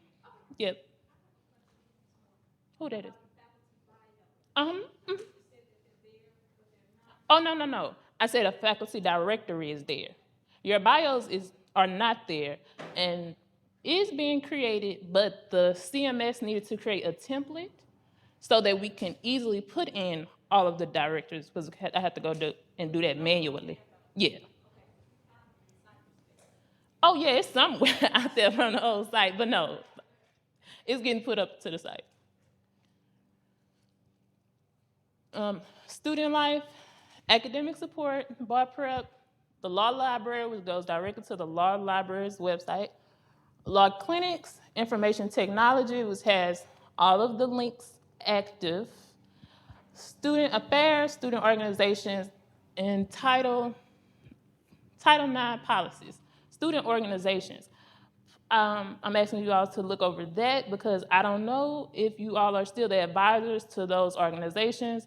Also, if those organizations are no longer active, I would like to take those off the website because there's a lot of them on there.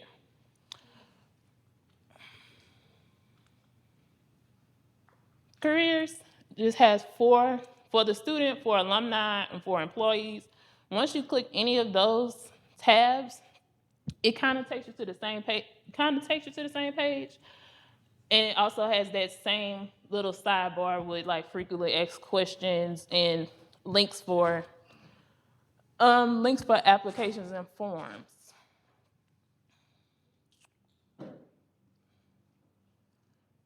The More tab is a navigation, just a little helpful resource tab for Banner, your emails. There's also a class schedule up there.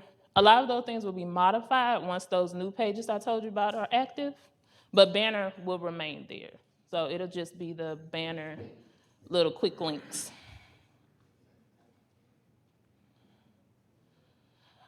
Apply is self-explanatory. It basically takes you to the how to apply page, and it has the admissions and aids side menu. Alumni takes you to the Alumni Association page with a side navigation that includes giving. And then the give page basically takes you to the give page, and below is a section with each type of way, like the judicial wall and things of that nature that our constituents can give.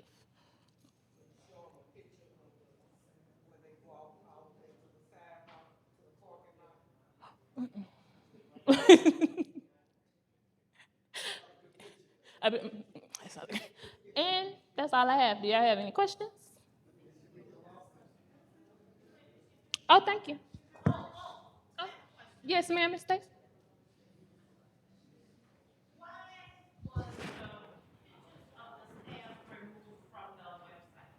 Pictures. Pictures of the staff. I'm not.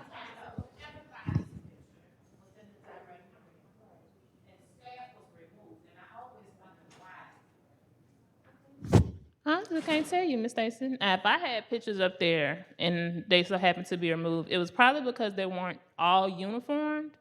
Because our new pictures have all white backgrounds, and so that's the only thing I can tell you. Otherwise, if it came from the old website, I have no idea. Any other questions? Thank you.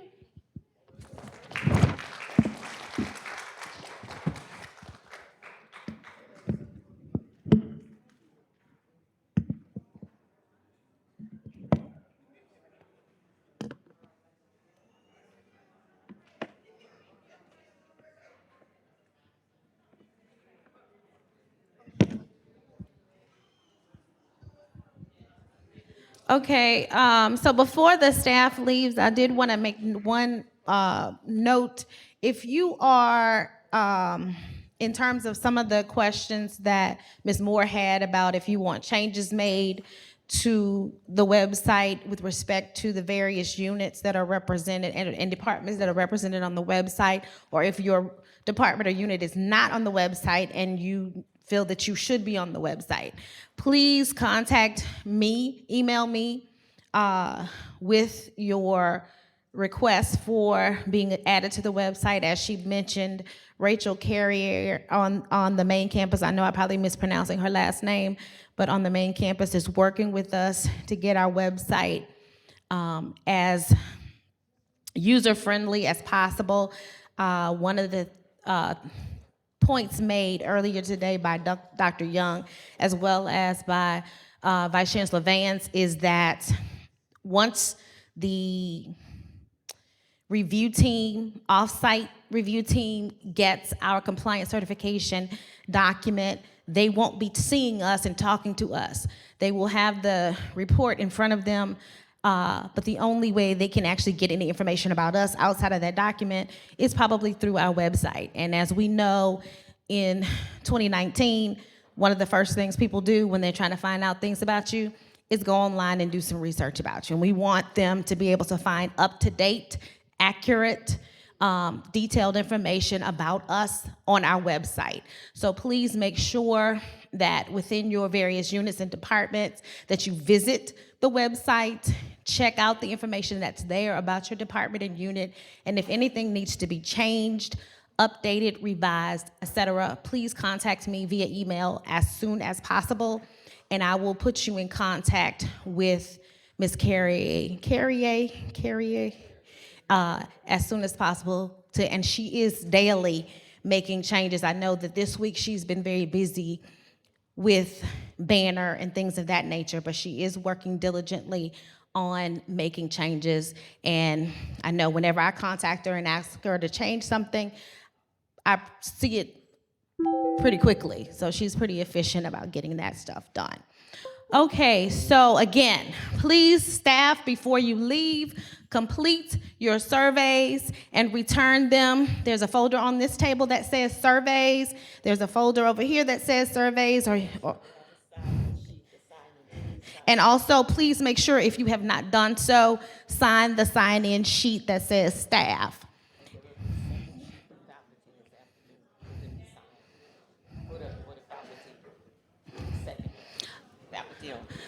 Also, we're going to take a little quick break, and we are going to start back at 2 p.m. with the faculty. When you come back, faculty members, the prime seating is in the front.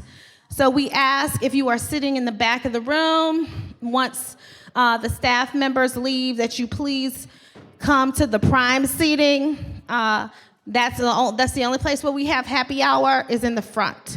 So you need to make sure that you move to the front. No, seriously, we want to start breaking down some of the tables in the back. So we would greatly appreciate it if everyone would move up a little bit closer. Okay. You must have that sheet. I didn't see it up there. What's what? The faculty section. Yeah, I have. Okay.